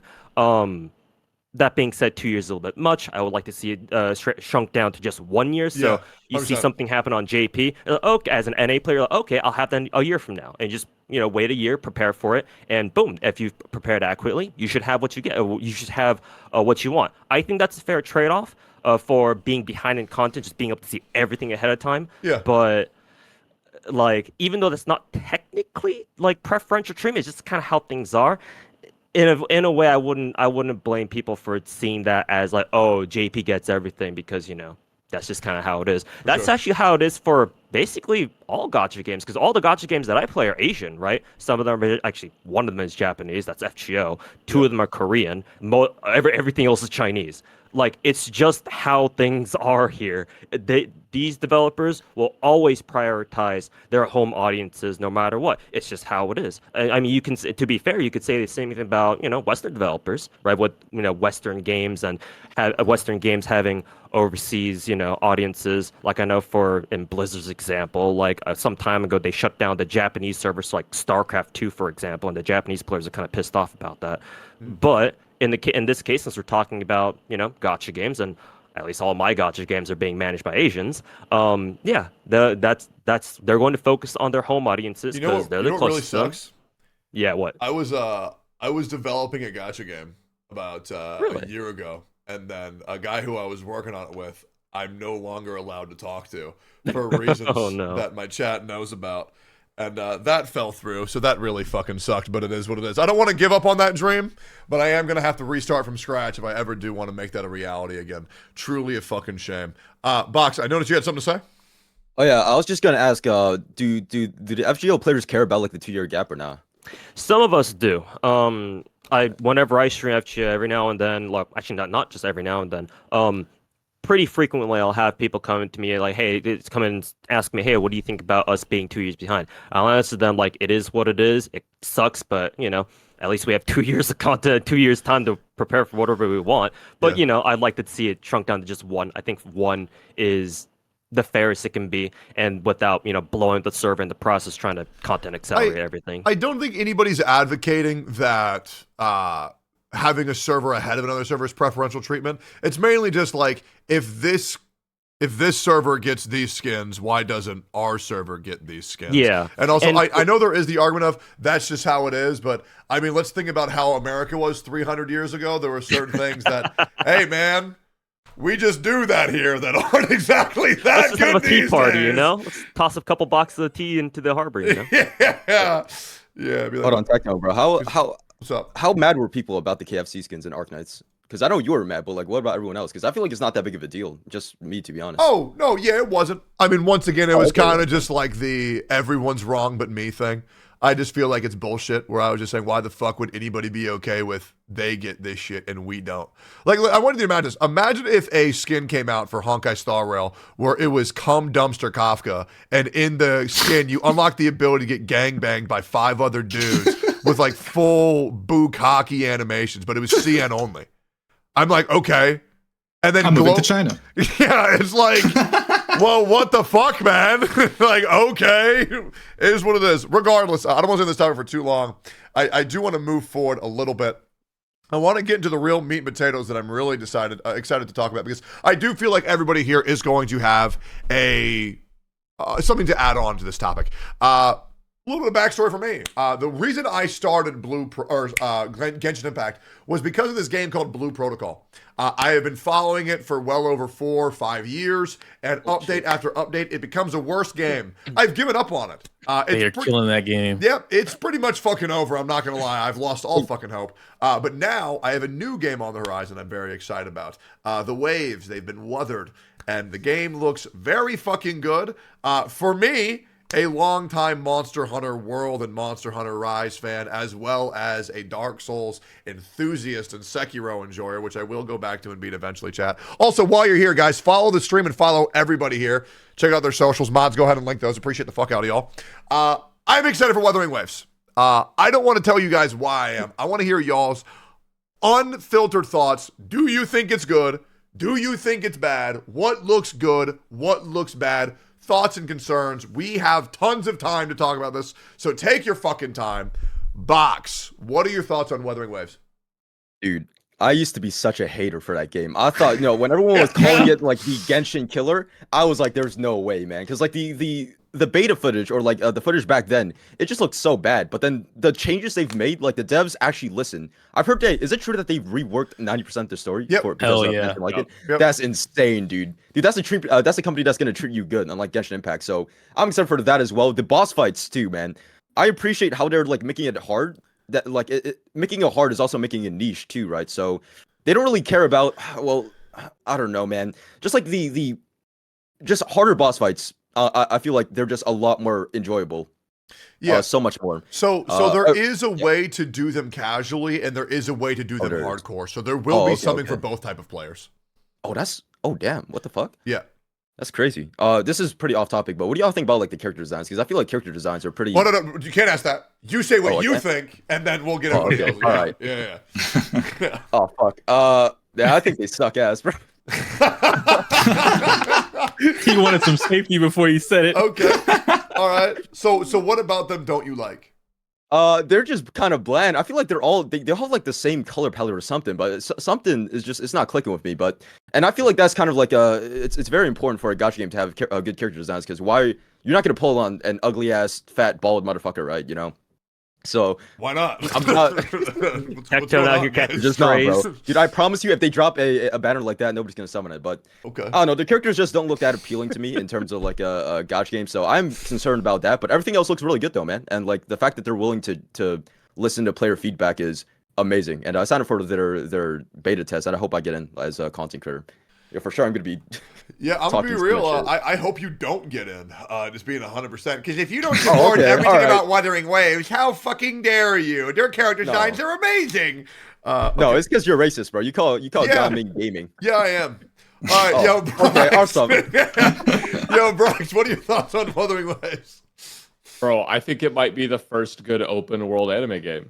Oh, Go first. at Think about- Genshin Impact. That's Think about great. The first good open world game. Okay, yeah. Elaborate. Why do you think that? It's so I played a previous beta, right? In the previous beta, I had a lot of fun with it. There were some issues. I felt like the character designs and stuff were like, all right. The art direction was pretty good, but it felt too dark. I think that's something that a trend that you see with a lot of really popular games. Very saturated colors, very colorful. Like Overwatch and Fortnite are two that come to mind immediately. Beautiful game. Yeah, and Genshin Impact, of course, is massively popular. So Gorgeous. I was thinking about that, and I was like, what are they gonna do? Because that game is like really dark. I feel like it's not gonna attract the same people. So you know what the devs did is they made it more colorful. They changed the lighting. They made the world look more beautiful. They changed the character designs, made those better. They changed the whole fucking story, the entire narrative of the game.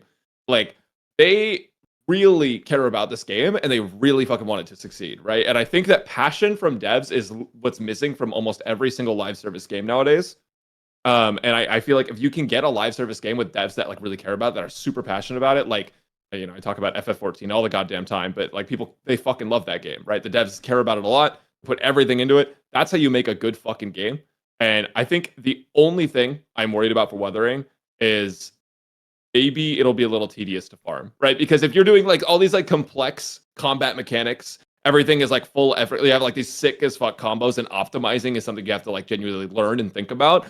That might get a little tedious. Like I'm gonna go farm 60,000 gold or whatever, and then I have to fucking button mash 1,000 times to kill all the enemies. That is my one concern about the game. I hope that there's a way to circumvent that. Yeah, I think that's a very, very, very fair take. I was also briefly talking about how I hope they do implement auto for the grinding functionality. Like if I've already beaten a boss once, I can like skip ticket it in case I don't feel like it, or if maybe I just auto it down. Yeah, I think that's a very fair take. How do you feel about the character designs? I think they're fine. They're definitely not like I think Hoyo and is Arknight's Yostar? Yep. Who's yeah, I think those two companies have kind of a chokehold on character designs. Like they've got it down. They have like a lot of really good shit, and I think a lot of companies are like kind of afraid to do the same thing they're doing, and maybe that's why Wuthering did that and made all their palettes like black plus one other color. I think they're fine, and I think they'll get better too. I think like once they step out of their comfort zone a little more, we'll get some more designs. But I do think it is a lot of the same. Just to make sure, have you guys, Box and Brex, have you both seen Kakarot? Yeah. Yeah, I have. What are your thoughts on Yeah. Kakarot? Boring. Wait, character design? Yeah. Boring as shit. Well, you were actually retarded. Bro, what are you talking about? Bro, That is insane. I thought of Sorry. Drama. Sephiroth. Are we not talking about Dragon Ball?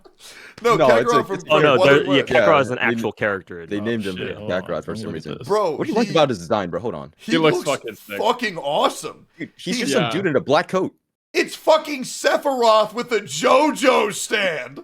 Yeah. It's so cool. What the fuck? Have you not seen his abilities? I don't know. I mean, if you don't like it, you don't like it. Bro. But like, I feel like That's he classic. crushes every single Gacha male character I've ever seen. What? No, that's stretching it, man. Okay, who do you like? What dude do you like? Tartaglia. Tartaglia? Based. Yes, I would let that dude pin me down any fucking day. of the Okay. week, man. That's crazy. Okay, to say. chill out, Okay. chill out, Okay, Alex, alright. we get it. Okay, dude. Yeah.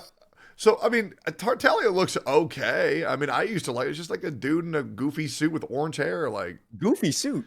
yeah, he's got a goofy ass suit on, bro. Bro, what you got against Ed And it's Sheeran? like the worst sure. take I've ever heard. Oh, okay. Yeah, sure, man. Well, I got much more of them. I'm going to be 100%.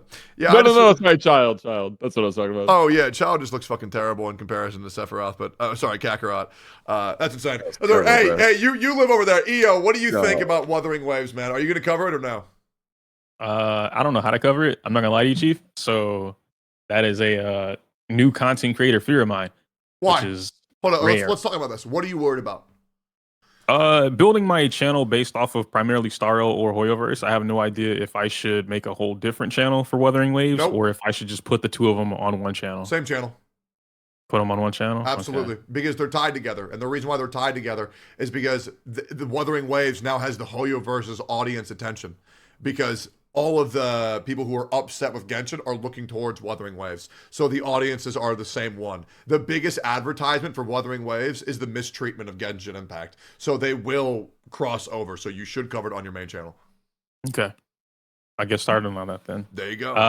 But yeah, no, Wuthering, that being the case, I'm definitely covering it, which is, funny enough. You know how you call me, what'd you say? Something about like me and Zenless or whatever? Like I cape for Zenless super hard? Oh, I remember there was a time where I was like, oh, okay, if EO is saying this, then it must be wrong. So- Yeah. yeah, you like Zenless a lot, huh?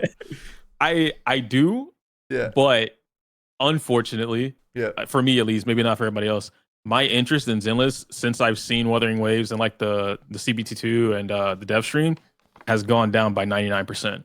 And I feel like that's Hoyo's fault, and it pisses me off so bad because I'm like, damn, I really want to like Zenless. I want to play it.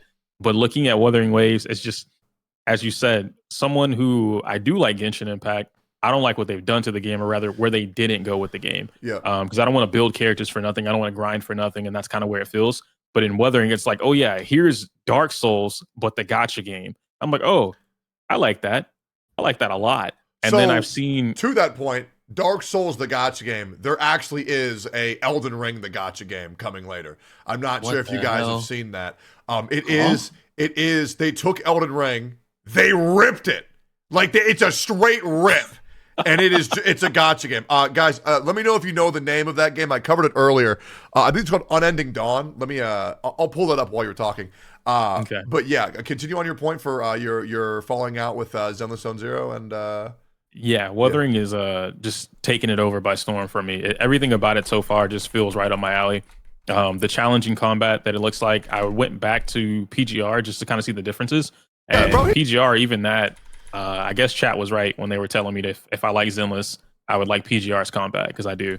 But ultimately, Wuthering is just too good as of right now. And the fact that, as Brax mentioned earlier, they went back and changed over, was it 9 months? 9 months, they completely reworked the game, which I haven't heard of any gacha company or any game company for that matter doing something like that, where they've already been working on something and then they said, you know what, the people didn't like this, let's go ahead and change it and completely rework it. And for them to do that shows a lot of passion, a lot of care about the game. I can see that if they get the right people in their ear as far as what they should be doing or shouldn't be doing and how to carry that game, especially up to launch and then after that, that game, I tweeted about it. I think Wuthering Waves actually has the potential to be the best, the best gacha game period. Whatever that type of gacha game is, it would be the best. Like I think it actually has potential to take over Genshin. Yeah, I think that Wuthering Waves has potential to be a very good gacha game. I don't think anything will ever directly kill Genshin Impact because right now the player base is happy with no content, and they're happy with just walking around collecting mint and berries and seashells, and then seeing a character they give a fuck, maybe do a goofy thing once every 1 year. So I don't really think there is any way to kill that game. Also, I linked the Elden Ring gacha game in the Discord chat. If you guys want to watch that later sometime, you're more than welcome to. That shit looks sick, bro. It's fucking awesome. Would like to also note you said that you're not sure if any other company doing that. Final Fantasy 14 actually reworked their game before it went live due to player feedback, and that's one of the most beloved MMORPGs of all time. I don't count that game anymore. I love 14. Don't get me wrong. I mean that because I was there for the original 14. Yeah. No, wait, Brax, chill. I was there. I was there for the original 14. So I remember that we all just stopped. It was like the game had a good concept, but it just wasn't what we wanted. So we went back to 11, and that's when they reworked it. But it happened so long ago that it slips my memory every single time. Yeah. So now I only know world's critically acclaimed best, blah, blah, blah, blah, blah, blah, blah. I don't remember like the actual bad 14. And that's why it slips my mind. Yeah. Okay, so you like 14? I love 14. So you're like Dream. All right, cool. So, Mugen, moving forward, what do you think about Wuthering Waves? Look, man, if I hear one more person say Genshin killer, look, I don't think it's the Genshin killer. I think, as you said, the only thing that can kill Genshin is itself. Yep. But they're doing a great job of that right now. But here's the thing, like, yeah. So here's the thing, like, I'm glad you guys mentioned Final Fantasy 14 because right now the whole thing with Genshin kind of reminds me of World of Warcraft versus Final Fantasy 14. Like World of Warcraft came in and just redefined the genre, and it's been around for a long time. And there's been a lot of people saying this is going to be World of Warcraft killer, this is going to be the WoW killer, blah blah blah. All these games died, World of Warcraft stayed. But then Final Fantasy 14 came in, absolutely fucked up, reworked their game from scratch, something no one really does, and now they're here and they've kind of created their own section of the genre of MMO, just like World of Warcraft. So what I'm seeing right now with Wuthering Waves is kind of this recreation. I mean, I don't want to speak too early about this, but the fact that they went back and worked on it for 9 months, which is something people like reworking it. Look, this is a beta. This isn't an alpha. We've seen betas in Western games. A beta is like a demo before the game releases. There's just bug fixes. The fact that they took 9 months to rework it kind of draws this parallel for me between FF14 and World of Warcraft. Same with Genshin and Wuthering Waves. Now, is it going to kill Genshin? No. And I think people should stop saying that. I think people should at least respect the game enough to give it its own thing and stop, likening it to being a Genshin killer. No, I gotta it. True. That is true. But like in general, I think it's going to be its own game. And if the developers keep going like this, if they stay consistent with feedback, I think it has a very bright future. It looks really cool, and I can't wait to play the beta. I'm definitely going to make at least one piece of content on it. I'm definitely going to stream it. But yeah, that's pretty much it. And on character design, I think they still have some work to do on art direction. Some characters look really good, but I think they have this thing where they have this thing with consistency. There's going to be new regions. I'm wondering how they're going to make that different. Are they going to look too similar to the first set of characters? Are they going to look very different? Of course, they're a Chinese company, so there are limitations to what they can actually do with the designs. But I think that if they were this good with feedback this early on, when it comes to character design, I don't think this is going to be a major issue. If some people don't like it, like Box, hopefully they'll listen and they'll incorporate some aspects that he might like and other players do. I can see that. If I could tag in on one thing, which I'm trying not to forget what you literally just said it. Fuck. I'm not gonna ask you to repeat what you said, but I talked about FF14, World of Warcraft, Genshin Killer.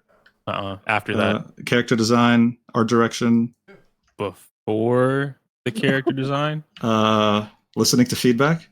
Thank you. Yeah. There we go. I feel like that is probably gonna be the best thing that Wuthering Waves could handle or do. Being able to talk with us back and forth or the community, and then, hey, you guys don't like this, we'll change this, or we might not change it, but we'll look at it and see what we can do about it. That in itself speaks volumes to me for any company. They're already starting off great, which is nice to see. I just hope they stay consistent, and I think it has a very bright future. And it's more than just a Genshin killer. I think it's gonna kind of redefine some things. I think they're looking at Genshin right now and thinking, where can we improve?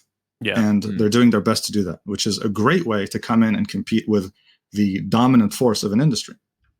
I like that. Yeah, I'm gonna start saying that now. I like that. I'm stealing that, by the way. Mugen didn't say that. Io said it. Go ahead, man. Go ahead. Fair game. Me personally, I think it's very good that people are calling it the Genshin Killer. I don't think it's going to be the Genshin Killer. It's a complete fucking lie. But the thing is, it gets the Zoomers weaponized and gets more traction towards the game. And I think the more successful Wuthering Waves does with clickbait titles from content creators say, the new Genshin Killer. And that will drive more views. I think more advertising in the game. Better as it does, you know, the more Genshin is going to have to fucking step to the fucking plate because right now they're fucking not doing it.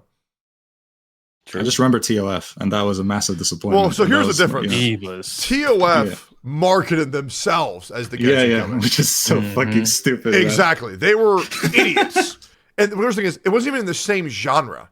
It was an MMORPG versus a single-player seashell collector. It was a pay-to-win MMORPG versus a single-player with co-op. Yeah, it was, and the fucking game didn't even work.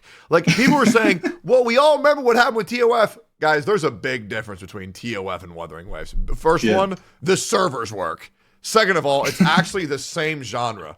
Like, I will be real, like, don't get me wrong, I don't think there's any way to kill Genshin, but, like, Wuthering Waves is, I mean, let's just be real here, guys. It has taken Zenless Zone Zero's combat and made it better. It is rewriting the story, which means, because I'll be real, the story the first time was fucking rough. Okay, I'm giving them the benefit of the doubt with this much, because they see the potential interest, should be good this time around, I hope, right? So they're attacking Genshin for the story lovers, they're attacking Zenless Zone Zero for the combat lovers, and Genshin for the combat lovers. I will say this, their character designs pale in comparison to Hoyoverse characters. I mean, they're pretty good. I love Kakarot. I think Kakarot's amazing, but like, I mean, the females from Zenless to the females from Wuthering Waves to the females of Genshin and Zenless, different fucking ballpark. I mean, Nicole's tits are fucking insane. They have Kafka, they have Eula, they have Raiden Shogun. Like, Wuthering Waves, I do think it does look good, but I don't think they can compete. But I don't want to get to my turn yet. Pokey, what do you think about Wuthering Waves? I'm gonna be completely honest. Yeah. I don't know a lot because I was completely like, I genuinely don't know a lot. Like the previous version, right? I was like zero interest. But the current version, from what I've seen, because it looks like a open world. Like I mentioned Elden Ring. You know, you hunt a bunch of like mobs, open world, like monster hunter counting. And I feel like my concern is it might get a little bit overwhelming to make content for Wuthering Waves. But on top of that, you want to make content for like Honkai Star Rail or like any of the other games. Like how would I need to like allocate your time for that, right? So yeah, that's my concern. Okay, so you're worried about it from a content creator's perspective, not a player perspective. I want you to try to think in a player perspective. Can you try to think in a player perspective? I think I'll enjoy it for sure. Like I played Pale World a little bit. I was like hooked for like I was just playing for 10 hours straight. I didn't even sleep, and then I went to work like 1 hour later because like I just get super addicted to the game if I really like it a lot. So I'm very scared that if that happens for Wuthering Waves, I'm just gonna like screw everything and just play the game. Dude, you know, that's a concern sometimes for me too. Like I look at it again, I'm like, do I really want to start this? Because I might get addicted and not make content anymore. So you gotta do what I do. Okay, do the meaningful content and then log off. Let's be real. Honkai Star Rail has about 3 to 4 days of meaningful content, and then you do the MOC or pure fiction shit. Then you log off. Genshin Impact has about 6 hours of meaningful content, and then you log off. Wuthering Waves, grind it for a bit, then you'll get to that same point too. I feel like it's pretty easy to cover multiple gachas, but that's just my opinion. I'll be real, bro.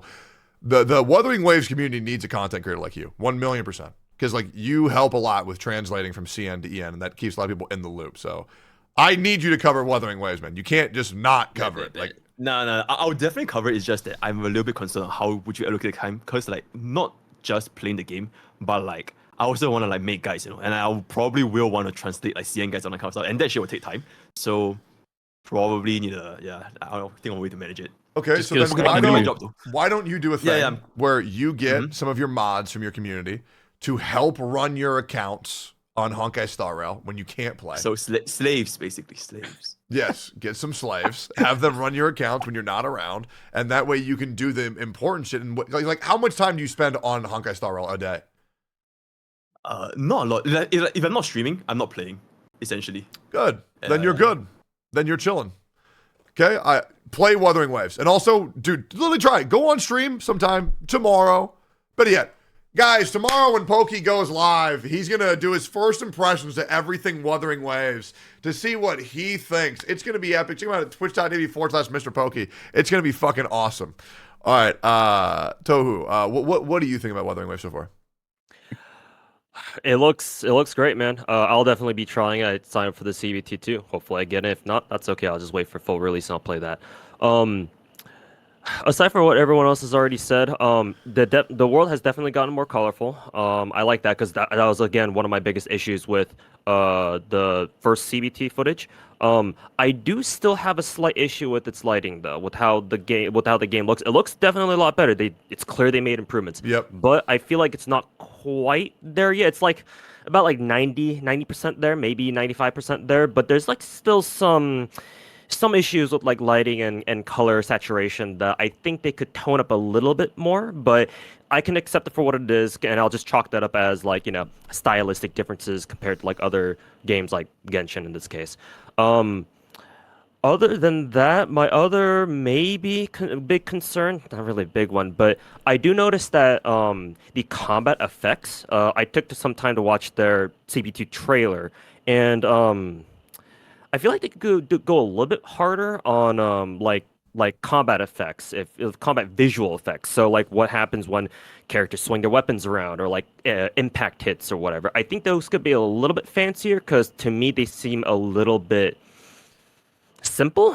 But yeah, that's like a more specific criticism I had. I think you can go a little bit harder than that, to like make the combat look better for.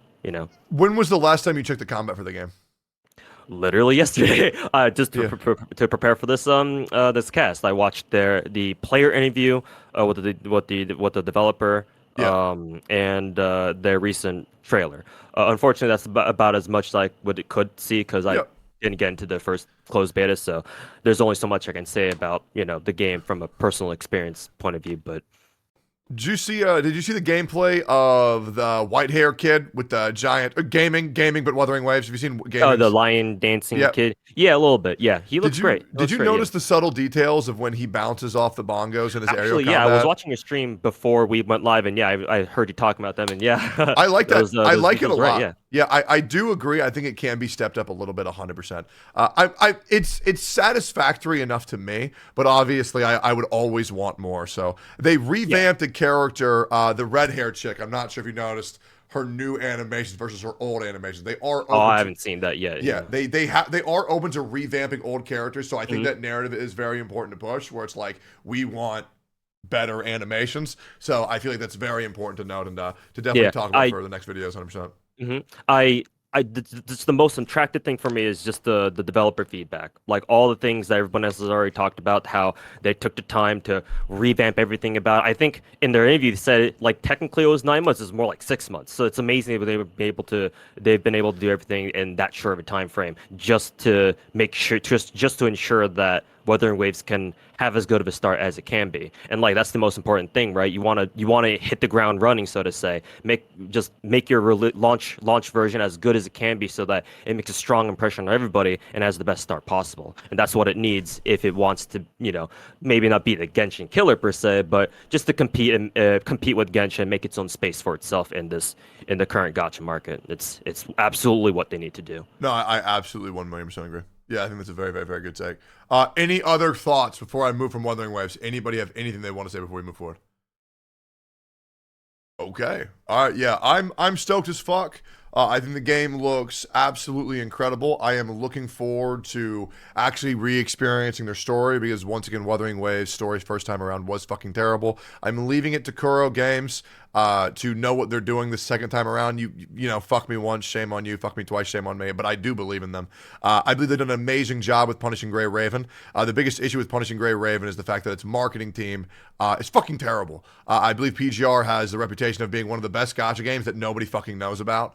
Which is a shame because I've played Punishing Gray Raven. I'll probably revisit it again very soon. But the combat's very fucking good. I'm not sure how many of you guys experienced the combat in Wuthering Waves. But the combat in the first boss of Wuthering Waves was the most fun I've ever had in a gacha game. Genuinely, it is that good. It's that fun. It's that rewarding, and I'm looking forward to seeing all the self-imposed challenges the community is going to do in those fights. Like I can already tell, because this is a skill-based gacha game, and we haven't really seen that many before. There are going to be people who go to bosses at level 1 with no gear at all and no hit these fights, and it's gonna look. It's gonna be so fun. Yeah. It's going to look fucking good. The same shit that Dark Souls does. But of course, if you want a more casual playthrough, you can play Wuthering Waves like Asmongold plays Elden Ring, where he over levels it and then he pretends that he's good.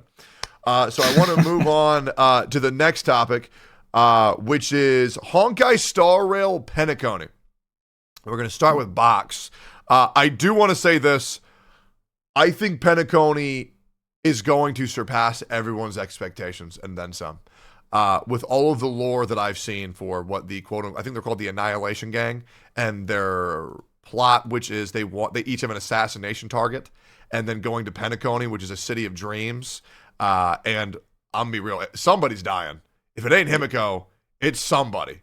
Okay, somebody is going to get fucking got 1,000,000%. And a little fun fact, they changed writers for Penacony, and they got the writer of the Honkai Impact third writer, who's in charge for the scenes of Himiko's death, right? So I feel like Somebody dying. Yes, something bad is going to happen. It's a city of alcohol, drugs, and hallucinations.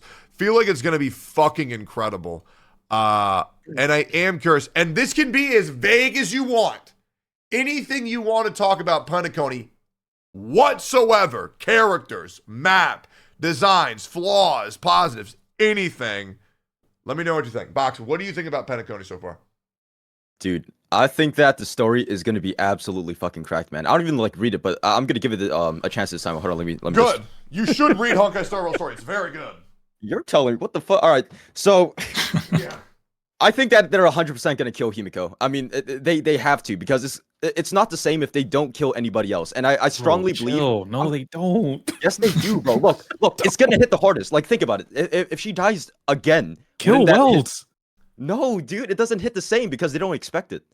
They I gotta kill genuinely Himiko again. don't even care about Himiko. Like, when was the last time we even talked to her? For the past 10 years. Right? That's a good Bro, point. I don't want to hear this from you, But- man. Go back to the gym. But true. Here's the thing. Let's here's the thing, right? So if Himiko does die again, right, that could lead the narrative of what happens in Honkai Impact 3rd as a canon event, and it must happen in Honkai Star Rail.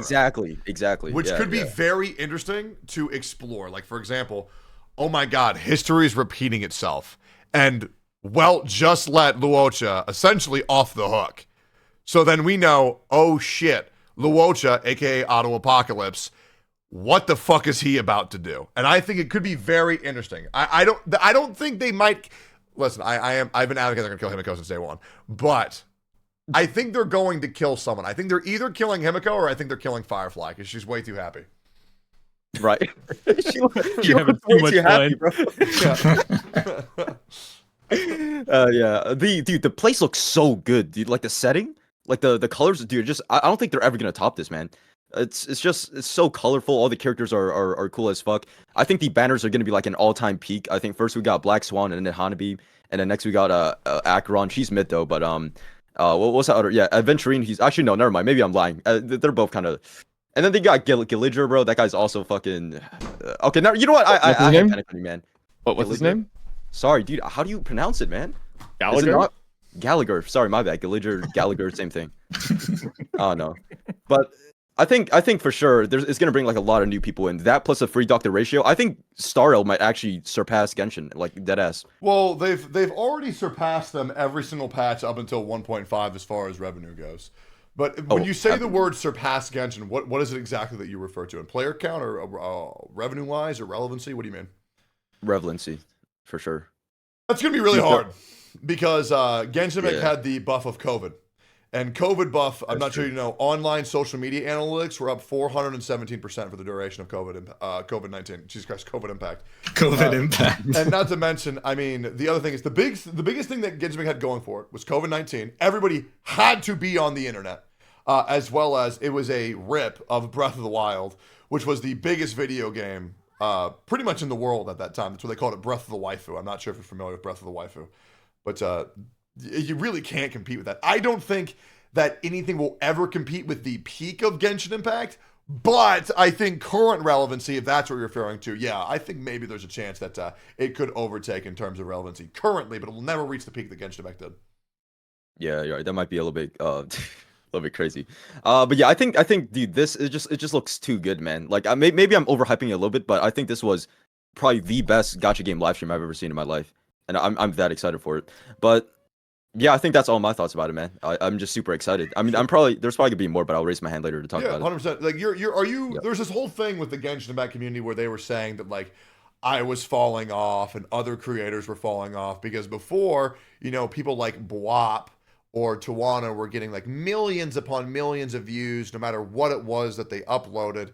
Even I got a couple million views as well, and then now people are down like the 100,000s to 200,000s. People say these people fell off. No, it's just COVID-19 fell off, and now people are not being forced to stay inside their houses. That's why people who are worried about their viewer counts shouldn't be. Little behind the scenes as well. The amount that sponsors were paying for certain viewership during COVID-19 is now pretty much a quarter. So if you get a quarter of what the views you got then, you get paid the same amount from sponsorships because it was so overinflated. So a lot of people were worried about the livelihoods and the money that people were making during COVID-19 to now. It's pretty much identical to what people were making then to now. So it's another thing that people don't really get for the Genshin Impact retards who say that these content creators fell off.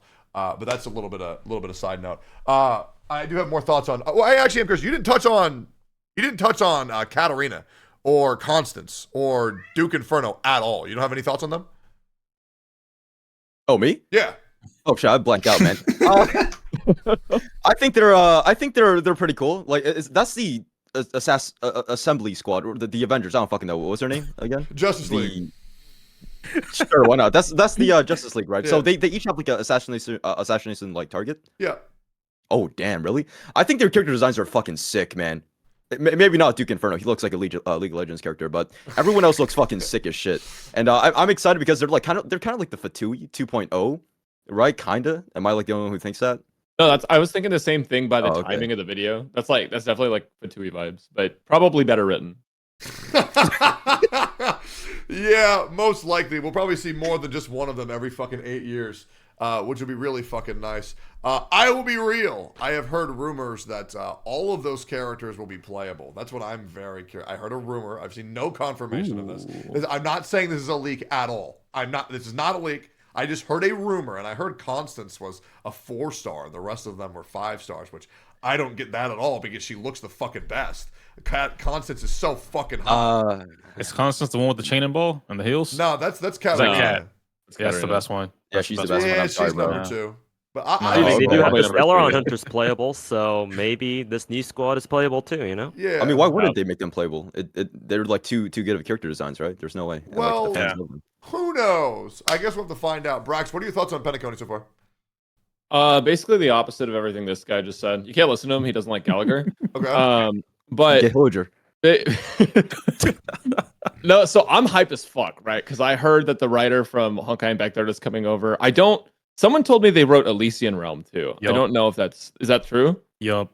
Yeah, so Elysian Realm was one of my favorite arcs that Hoyo has ever written in like any Hoyo game. It was fucking incredible, and nobody is safe, and that gets me hype as fuck, right?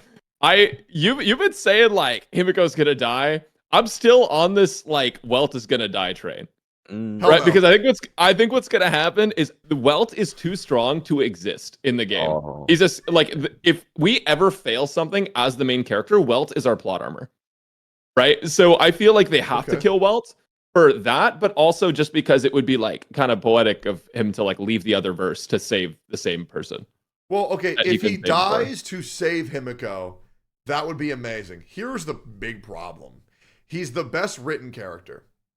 It's true. And losing him in the narrative is going to obliterate the amount of compelling action that happens because he is just, his demeanor, his character, what he can do, what he has done is just incredible. I truly hope we don't lose him. I think that'd be a massive fucking mistake, but it would make a very cool moment. But there's a lot of shows right now that are just killing the best characters for fun just because they're a little bit too Give OP. him the JJK writer. Oh, See, my see God. who laughed. Everybody's dead. No Oh, way. hell No no. way. Trailblazer yeah. dead. Penacony looks fucking awesome. The characters that they were teasing are great. I think the Firefly disappearing in the trailer, I don't know if you guys saw that. I think that was bait. I don't think Firefly is dead. I think that's to throw us off of who's actually going to die. But I'm hype as fuck. Sam looks cool as fuck. I hope he's playable. They said he was going to be a boss, right? Yeah. And Yeah. I hope that we get to play that motherfucker. He looks dope as fuck. I thought, was there not already a post on Honkai Star Rail where Sam is playable? Am I capping? Like, I could have swore I saw that. Nah. I didn't see one, but I would Okay. imagine he is, just Yeah. because like the other, like the Stellaron hunters are playable so far. So Yeah. I'm That's what also saying. He seems like a 5-star destruction pyro. That's what he just seems like that. that's the vibe. Yeah. Last little thing. Sorry. So Sparkle, right? Hanabi, whichever one you want to call her. So now that we know she has action forward, right? I'm wondering if we can do some crazy shit with her and Bronya, where we can like pull a character up and then pull the character up again, and then pull them up again, and then just have like unlimited blade works. You know what I mean? Like if it takes all the skill points, then Wait, you damn. have like you use blade, right? He Yep. takes no skill points or few skill points, right? You just keep going and going and going. I feel like that could be fun as fuck. Oh, And yeah. I'm super hyped for the Penacony characters. Yeah, fuck yeah. I mean, okay, so question for Hanabi, for what we know. Sparkle. For Sparkle. God. He looks at leaks, bro.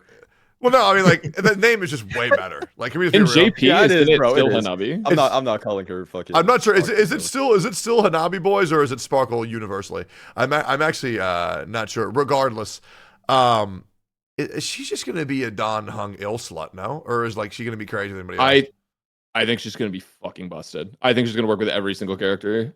I just don't Like know. genuinely, She'll be on the same tier as Bronya and Ruin Mei, basically. Okay. action forward's too strong in I that game. won like 95% disagree with both of those. Okay. Go ahead. All right. What do you weird. think? Okay. What do you think about Penacony? Yeah.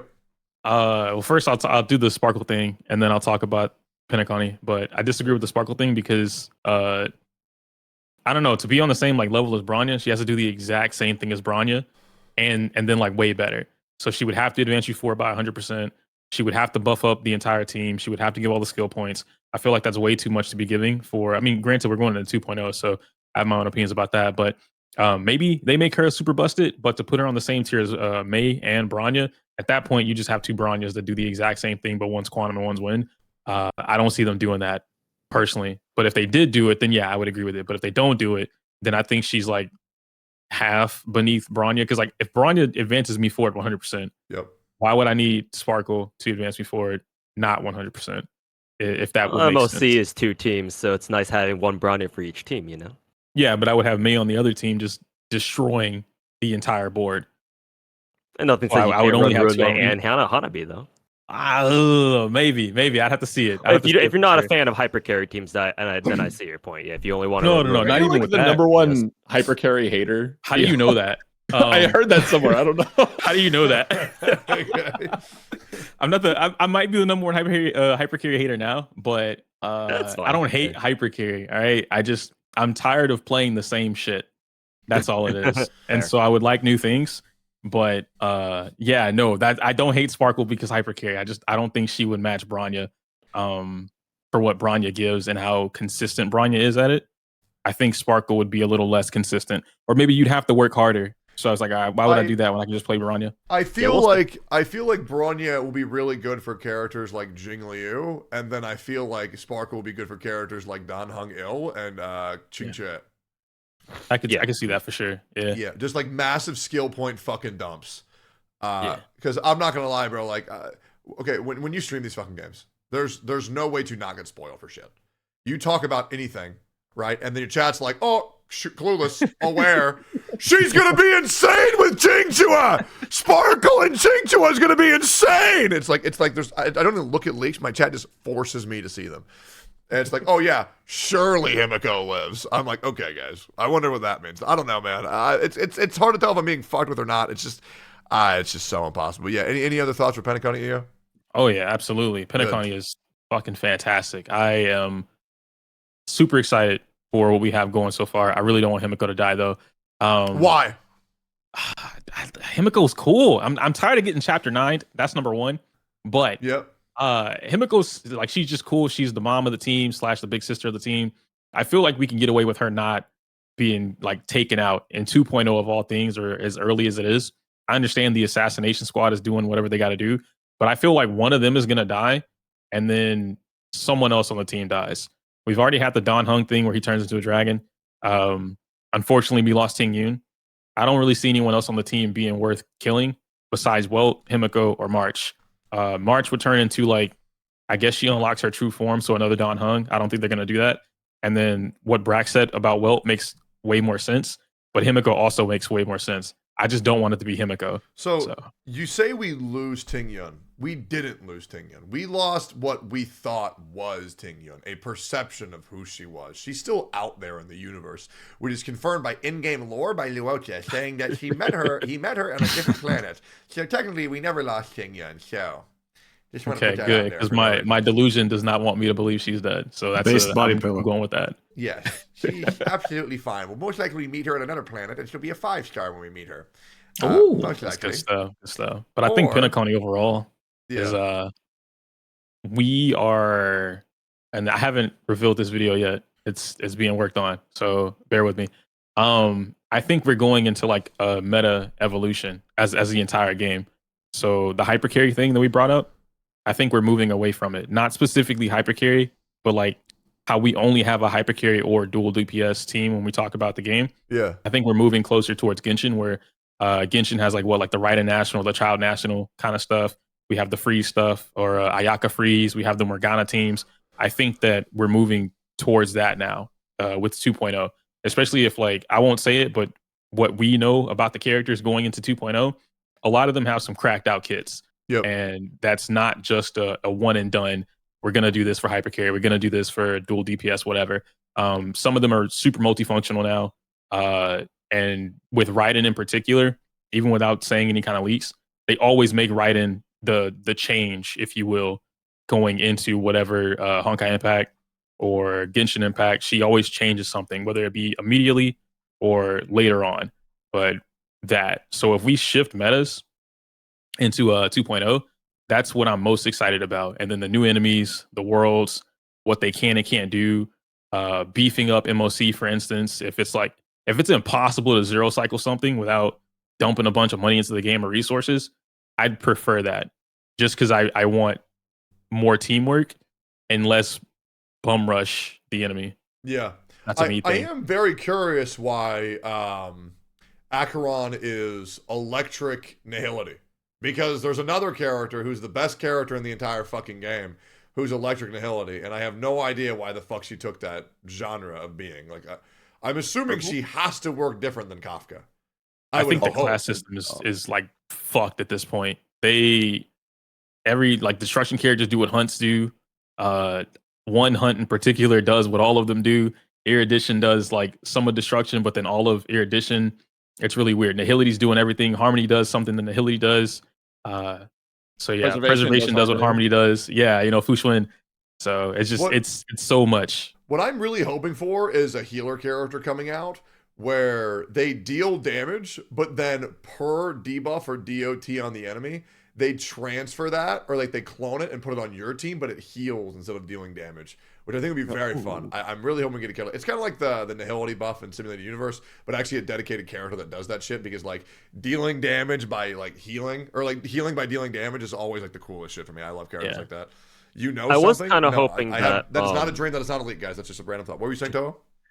I was kind of predict, because I don't know any leaks for Gallagher specifically, but he's supposed to be like a fire abundance character, right? I was kind of I personally am hoping that he has like a passive or something where he lets all the debuffs or the burn DOTs on your team instead of your team taking damage from burn DOTs. Now, because he's on your team, he has his passive that lets your entire team heal from burn DOTs instead. Just burn because he's fired, but that's just me projecting. But it'd be cool to see something like that kind of mechanic that somebody has in Star Rail. Just throwing an idea out there. I like that. Yeah. All right, Mugen, thoughts on Penacony?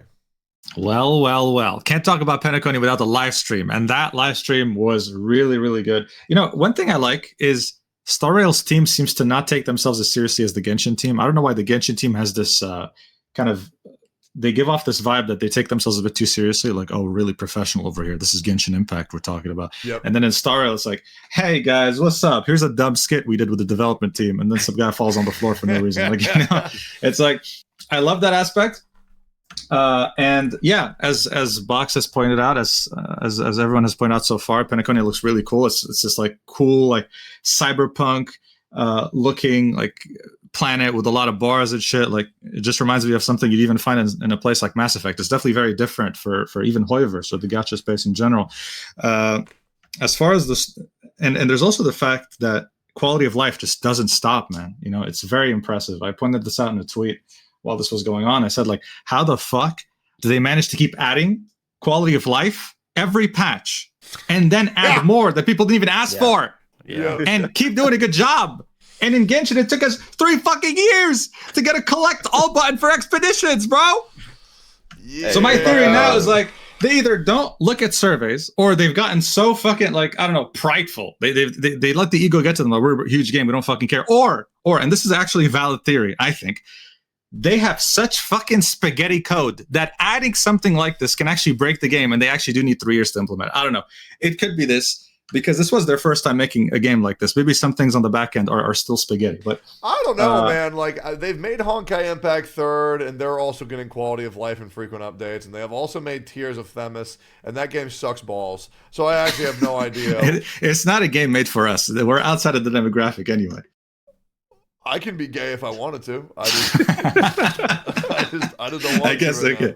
I guess it depends how you, right now. it depends on the side of the bed he wakes up on. But yeah, like It depends if Kakarot's next to me or not, bro. Fuck. True. I'm the same with Dainsliff. But the thing is, like, yeah, quality of life is so consistent, and it goes back to what we were saying about player feedback and how they keep listening. It's really, really cool. Like, just to make it easier for people who might not be so big on the story for Penacony, they have like this image board. Every time you do a quest, every time you do something, you get an image and you add it to the board to keep track of the story. And I might not be explaining it perfectly, but they have something like this to make it easier. Genshin could never. Anyway, when it comes to the story itself, I don't know. It's really interesting. You know, are they actually going to take this path of darkness? We haven't seen any, you know, real character deaths. Tingyun is like, it's such a soft core type of fucking answer. It's like, she's actually dead, but not really. it's like, dude, make up your fucking mind, man. She was hot. Let me at least be sad that she's dead. But when it comes to Himiko or Welt or whatever the fuck, the thing with Hoyoverse, like Io pointed out, they have all these games, and it is the Hoyoverse, quote unquote. Like, they have the same characters over and over. They have Raiden Mei, they have Raiden Shogun, they have Acheron now, or you know, something like that. So, is Himiko going to die in every universe? That's something we don't know yet, because we don't see the equivalent of Himiko in Genshin yet. There are theories that she's the Natlan Archon and that she's dead or died already, but we don't know that yet. So when it comes to this, we don't really have a valid answer. We can just say, okay, maybe she either dies in every universe, or they do this crazy twist and Welt dies, or no one dies. Maybe they just go soft like they are with Genshin. Who knows? But I'm excited to see what happens regardless. I think they'll do an interesting... and it's not a leak. It's not a leak. This is a theory. This is not a leak. Nothing's been confirmed. Natlan has been foolproof, fucking lock tight. There's nothing coming out of that zone. It's as if it doesn't exist. For now, yeah, but it's as if it doesn't exist, because compared to other regions, we would have heard something by now. Sumeru got leaked. Like, the whole character roster got posted on Twitter, like, before as soon as the beta started. Natlan, we didn't see shit yet. It's as if the region doesn't exist. It's I don't know why they keep it such a secret, but yeah, the theory is that she might be related to Natlan because, you know, in general, like, Venti doesn't even know what happened to the Archon. No one knows what happened to the Archon. So some people are making that relation, but it is purely a theory. Himiko's not the Natlan Archon. Okay. And that's confirmed because Genshin Impact doesn't do cool things. Right? So it's probably going to be like... sake, dude. It's probably going to be like some baby, right? It's going to be like some baby character. Like, she's 6,000. Nahida 2.0. Yeah, 100%. I really hope it's not a lolly dog. Oh, please, man. Please. I really hope it's like a really fucking hot, fiery bitch, you know, an older woman type shit. Imagine Genshin Impact making an older woman. That would be fucking wild. I can't remember. Bro, this is why Star Rail is superior. I said this, man. Star Rail is superior because they keep releasing these hot, older women, and Genshin can't keep up, man. They like releasing these younger women that are under the age of 30. I don't like that shit, man. Like, Black Swan's coming out soon, 2.0. Holy shit, dude. Oh my god, right? Dude, I went All to... Genshin has to do is make Senora playable. Just bring her back. Oh, first of all, she's coming back. I would play her ashes. I would. Senora, Senora's definitely coming I'm letting you guys know, back, yeah. Senora is coming back in Natlan, right? But she's most likely going to be like reincarnated, right, into like a new body. It's like she's a butterfly, right? Like it faded away. Fuck. And then, Is she gonna be like a young woman? Man. yeah, I she hope they gonna don't come fucking back. do She that, gonna come back as a baby. She gonna come back as a girl. Man. Yeah, Ew. yeah. She's gonna come back as a fetus. Yeah, Playable fetus. Yeah, it's gonna be fucking awesome. I'm actually getting to that age where I'm starting to be attracted to like really older women, which is cool because I just turned Hell 30. fucking yes, Dude, dude. I went to this place. I started learning pickleball. I'm not sure if you guys ever played pickleball. It's Oh, fucking yeah. fire, right? So Nah. I play. Shut the fuck up, Box. You're like 12. Okay, so I played pickleball with my homies, right? And then we play a game. I do pretty good, and so like these three fine ass Asian women. They're like minimum age 60. Come up Oh to me, hell yeah. and they're like so tall, please Nice and play. ripened. And I'm like, oh yeah. And the baddest bitch was like all over me, like rubbing my arm, like, oh, muscle big. And I'm like, oh my, hey, thank you. I get Hey, it. and then she treats you out for food, and then she takes you out for dinner. You know what I'm Oh saying? my Older God, women, man. Chat, Older women, chat, man. is this real? No, it is real. It is real. It was fucking wild. Hell bro. yeah. It was one of the most mad. I mean, I've never been caught up on a chick before in like fucking years. But this lady, oh my God. Like I get it, boys. Because like here's the thing. People like to slut shame a lot women. I don't do that. If a woman is very well practiced, I appreciate that shit, right? Because it's like fighting, right? If you have sex with a chick who's had sex a ton, they're gonna be so fucking good. And like, do you imagine how much practice a 65-year-old woman has? Like, holy, it's like fucking like that's learning from the senseis, but you're fucking the sensei. It's crazy. Bro, menopause is a buff. I don't care what anyone says, man. I agree, brother. Oh my God, Hell fucking yeah. So yeah, Black Swan, really excited. Yeah, Black Swan looks crazy. Really excited about her and all the other old women coming in Star Rail. They're really doing a great job with that, and they're catering to, hey, me and my demographic, Yeah, that's right. So 2.0 looks fucking sick. Penacony, really excited. Really excited. I genuinely cannot wait for Black Swan. She better be OP as fuck with Kafka, but I'm gonna wait my turn to talk about Penacony. Go ahead, Mr. Pokey. What are your thoughts on Penacony, brother? Yo, I don't think that the villains are gonna be playable, man. I'm not gonna lie. I feel like they're just gonna be Cocolia 2.0. You think we're gonna At kill them most- all? No, as in I just don't think they'll be like playable characters. Like, why would a villain join the Astro Express? Like lore-wise, it doesn't make sense for them to join us. Wait, do they have to join to be playable? Yeah, that's them that- over. I think they all have to join. Like they have to hop onto the train. Like hop on. Nah, and, Kafka Okay, doesn't hear play. this? It's because they're all disillusioned with the drugs of Penacony, right? We cure their addiction, they awaken. Facts. Oh my God, How that's wholesome. crazy. Holy shit, yeah, that's No one's crazy. He's like, I'll be real, bro. I'm trying to fuck Constance, bro. There was this post about Constance where it's like, because your no. horns are so close, your face I- can't get close enough to her mouth in order to kiss Oh, her. I remember that. Yeah, I and saw I'm like, that one. And you know what I said? I know something I can reach her with. I saw Yeah, that. man, too. you're lying, bro. Oh, that's wild. Yeah, but yeah, no, Constance is way too fucking hot to fucking die, bro. I'll be real. It's Wouldn't like you that still one get meme. stabbed? Like she's too sexy to kill herself. Wait, what's up, you? I was saying, wouldn't you still get stabbed? I don't Because care. like, if she goes like deep, Yep. you're willing to take that. Yep. Hey, fuck her, Yeah, bro. Hey, I man. don't give a fuck. How committed are you? How committed are you to I this? respect it. I'm very committed to throat Hell fucking yeah. Constance. So what else were you saying, Mr. Pokey?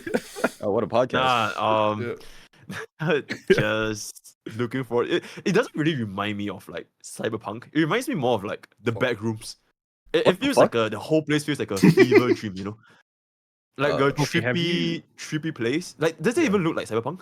It does look Have you ever trippy, yeah. played- It does look trippy. I Have you don't. ever played It doesn't Happy remind me of Few? Cyberpunk either. It reminds me more of like Cuphead, New Vegas. Yeah. Yeah, Those yeah, like yeah. crazy ass trips that you're like Post-apocalyptic, yeah, yeah. maybe that's a better description. Yeah, Yeah. something like that. Like something mean, that's yeah, been yeah, destroyed and yeah. built back. Haven't you ever played Yeah. We Happy Few? Oh, that was Heard about it, yeah. That's I've what heard the about vibes I'm getting from this game. Mm. We Happy Few. What the fuck is that? It's like everyone's like horribly fucking depressed, so the government like mandates like happy pills, basically. Yeah. True And so Bioshock. The everything chat's is saying like, Bioshock. Oh, That too. Yeah, this shit Bioshock, is fucking yeah. fire. Better one, Okay. yeah. All right, yeah, I get that shit. Okay, makes sense. People were saying it's gonna be a better Sumeru plot. What do y'all think about that? Or better yet, Pokey, what do you think about that? No, you don't play the fucking game. Mujin, what do you think about that? Better Sumeru. Bro, I don't want to hear about fucking Sumeru, man. I don't want nothing, no one to fucking mention that goddamn region. I don't want a better Sumeru. What the fuck is that? any other region. I don't listen. The whole thing with Sumeru, I liked it up until the desert. I liked it. Our request was too much. As you said earlier in the podcast, like there are channels like Ashikai and wikis and all that shit that explain it so much better than they did in the story itself. They like bombarded you with all these foreign sounding names and a million different characters and a bunch of lore. Like, bro, the Aranaras have their own fucking encyclopedia. It's like, I don't fucking give a shit about some dumbass mushroom. I just want to get back to the Archon quest. So I don't want anything to do with Sumeru. So not even a better Sumeru. I just want like maybe something like, oh, maybe this is going to be like Fontaine or Leeway. Let's just keep Sumeru in the back burner and just forget it as an old memory. The amount of Sumeru defenders there are is actually fucking insane. But that's just my opinion. Any other? I mean, it's normal. It's but any other opinion on Penacony, Pokey? Yeah, I actually want to talk a little bit about okay, because for me, right, I'm not really like in tune with like lore, the story. I ain't gonna read all that. I don't even read all that in the game, right? The only time I ever read anything in Honkai Star Rail was the cat story. The cat story was super cute. Yeah, but generally I don't really care about the lore. So You should. You should. I tried, man. Like, I tried, but like there's too much reading, man. Okay, Yeah, so right. pull I'm up. telling you, bro. How old are you, Pokey? Bro Aren't has you like not you're like played Genshin. 22? I'm 26 this year. 26. Holy shit. Okay, so let's fix our attention span. Okay, you need to get a summary of what has happened until now, because the story is so fucking good in Honkai Star Rail, and it's really fun and it's really easy to read. And if you can't read it, just let them talk and listen and skip anything that's not voiced. That's what I do. I don't do a quest if it's not voiced, because here's my idea. If it's not important enough to voice, must not be important. Fucking skip every fucking time. So at least let them talk to you about their story, bro. It's really fucking good right now. Yeah. Okay, but anyways, the thing I'm more concerned about was like the end game content, like team building, the stuff that Io mentioned about like Sparkle, Bronya. Is she gonna be like not as good as Bronya, all that kind of stuff? So that's like I'm more passionate about. And I personally think that Sparkle is probably, if not gonna be in the same league as like Bronya and what's her name again? Ranmei. Because beside the action value advance, the skill point thing kind of enables a lot of playstyles, because like one of the biggest issues with dual DPS is that you just don't have enough skill points to use. And I feel that Sparkle really fixes that issue. And it's an issue that even Ranmei can't really fix, because she can't really give enough skill points. So I'm thinking maybe like this could really open up dual DPS, because I'm also frankly a little bit tired of like hypercarry playstyles. But yeah, it should be good. It should be good. Okay. Are you gonna run it with no sustain? Yeah, I just run no sustain, man. Who runs sustain in 2024? Like, Damn. respectfully. Wait, I run double sustain, bro. Why are you doing this? Yo, boss. Yo, I'm Get gonna better. review your account one day. I swear to God, yo. Bro, it's not that Just bad, get man. better. It's not that bad. All right, Toho, do you have any opinions on Penacony? All I'll add is that I find it hilarious that they added the best live stream for Star Rail to date, which is saying a lot after all the other preview streams we've gotten for Star Rail so far, which have been nothing but dubs overall. And they dropped the most fire ass music video for Star Rail so far at the same time as they put out the Genshin Lantern live stream. I just find that shit comical. Yeah. No, it was nuts. It was targeted, bro. I must have been. Yeah. These teams are at war. Like they are absolutely at war. Absolutely. It's a social experiment. Yeah. Didn't you see Star Rail say Genshin could never in their chat? Yeah, I saw that screenshot, guys. I saw the dev team themselves saying it was real. I saw a real screenshot, by the way. All right, I need to add someone to the call because they have an opinion that they want to share real quick. And they're like kind of a lore enthusiast, so I'm going to add them to the call because they're freaking the fuck out of my chat right now, and I'd love to hear what they have to say. If they're around, we're going to see if they will pick up. We will see. Are they? I can't be on cam, but I will come. Okay, great. Yeah, hurry the fuck up. Oh, it's Ufi. Yeah, we have to get a female for representation. So Ufi, what is your theory on Penacony? So I think that it's going to be like the spiritual Adam from Honkai Impact 3rd, which is basically like everyone is all into one single conscious entity, or it's like the Elysium Everlasting, like from the Elysian Realm arc, where the Penacony characters are Sims, like they had their consciousness uploaded to it, so they might already be dead. You think so?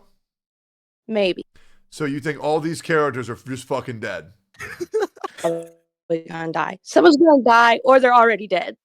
Okay, I have a feeling they're most likely not going to be dead. Does Honkai Impact, do they let you pull on characters that are dead? Well, they don't do that in Genshin Impact. Yeah. Okay, so I Honkai mean, I Impact- think in Honkai Impact 3rd, Himeko is still playable even though she's dead in lore. If I'm Oh, not yeah. mistaken. Yeah. Like most of the characters are dead in Honkai 3rd, but you can still play them. What the fuck kind of story, bro? That's interesting. But I mean, you gotta keep in mind, like Star Rail doesn't take itself that seriously. Yeah, But I think that's we're the more thing. likely to get dead Yeah. characters in Star Rail than Genshin. No, we're gonna get the Phantom Thieves. It's gonna be. I Like think it's in the middle. Okay. It's, Is that your whole theory, Ufi? There's more, but I posted it all on Twitter. I'm gonna make a whole video about it. No, keep going then. I want to hear the whole thing. What else was you guys saying about Pinaconi? What was the other shit? Yeah, Which I part? don't know. about older women, about Oh my god. older women. We talked a lot about Never that. mind. All You have theories Ufi, about older thank women? you for your input. All right. Something about Tectone wanting to throw. Oh no. Yeah, anyways, she's gone. Sorry about that, guys. She's just, I had to take her out for a walk. Oh, my God, man, she was losing it in chat. Yeah, is there any other subject that you guys want to talk on? Any final thoughts that you would feel remiss if you weren't to talk about right now that's burning on your mind, or are we all good to go? Feel free to take as much time as you need. If there's anything else y'all want to talk about, feel free to bring it up. We got 16 minutes. What a way to start the year, huh? Yeah, Hell yeah. it was Oh, good. man. I mean, I'll be real. I'm uploading 4 or 5 videos every day on this Bro, shit. I've noticed you are farming. You are literally, you have like 50 acres of drama farming right now. You are nonstop, 3 to 4 videos every fucking day. This motherfucker's on crack. I even mentioned it in the video uploaded today. You're probably going to watch mine on stream too if you haven't yet. Oh, absolutely. Absolutely. I just, I try to pre-skim, make sure that if there's anything new added to the narrative, then I love covering that shit. And Yeah, you commented. Yeah. I saw, but It'd be yeah, good. you've been farming that like crazy, dude. Well, it's insane to me because people just Yeah. aren't talking about it. And then people are like, oh, don't talk about it. Don't talk about it. And anything these people tell me not to do, I'm going to do. I like 'Cause that. it's just too funny. Like, it is too fucking funny. Is that like a golden rule for YouTube? Yeah. Yeah. Yeah, if Yeah, somebody just tells talk me not to about do stuff, it, I dude. do it immediately. Like, I mean, I'll be legit. Like, I uploaded a porn game to YouTube today. You That did what? Succubus Yeah. Vampire Survivors game. Yeah. And like the video is farming, bro. It's like a 2-hour video, got like 50,000 views in like 4 hours. I was really fucking happy with that shit. Wedding Witch. I recommend you guys all play that. Anyways, feels like we're done here. Boys, Box, Braxophone, EO, Mujin, Pokey, Tuhu, thank you so much for joining me for the latest episode of the Gacha Cast. If you guys ever want to come back for another episode, let me know. This is a fucking good-ass episode. Very productive. Yeah. Respect to you guys who brought in a differing opinion or had valid basis for your own opinion. Really appreciate that shit. Hope you guys had fun. If you ever want to come on again or have another topic that you guys want to discuss, let me know. Probably doing another episode probably after 2.0 is released. And yeah, I'll see you guys later. Appreciate the fuck out of y'all. Thanks so much for having me, man. It was really fun to meet you guys. Yeah, Sick. you're racist. Nice to meet y'all podcast, too. John. Yes, I See am. you, chat. See ya. I'm out. All right, boys, that was Gacha Cast episode, I don't know. But if you're here on YouTube, like, comment, and subscribe. Most importantly, go follow my Twitch. Would love to meet all you guys who are viewers of my content. And yeah, appreciate the fuck out of you. Please subscribe. See you on the next video. Leave a like, comment, and a sub.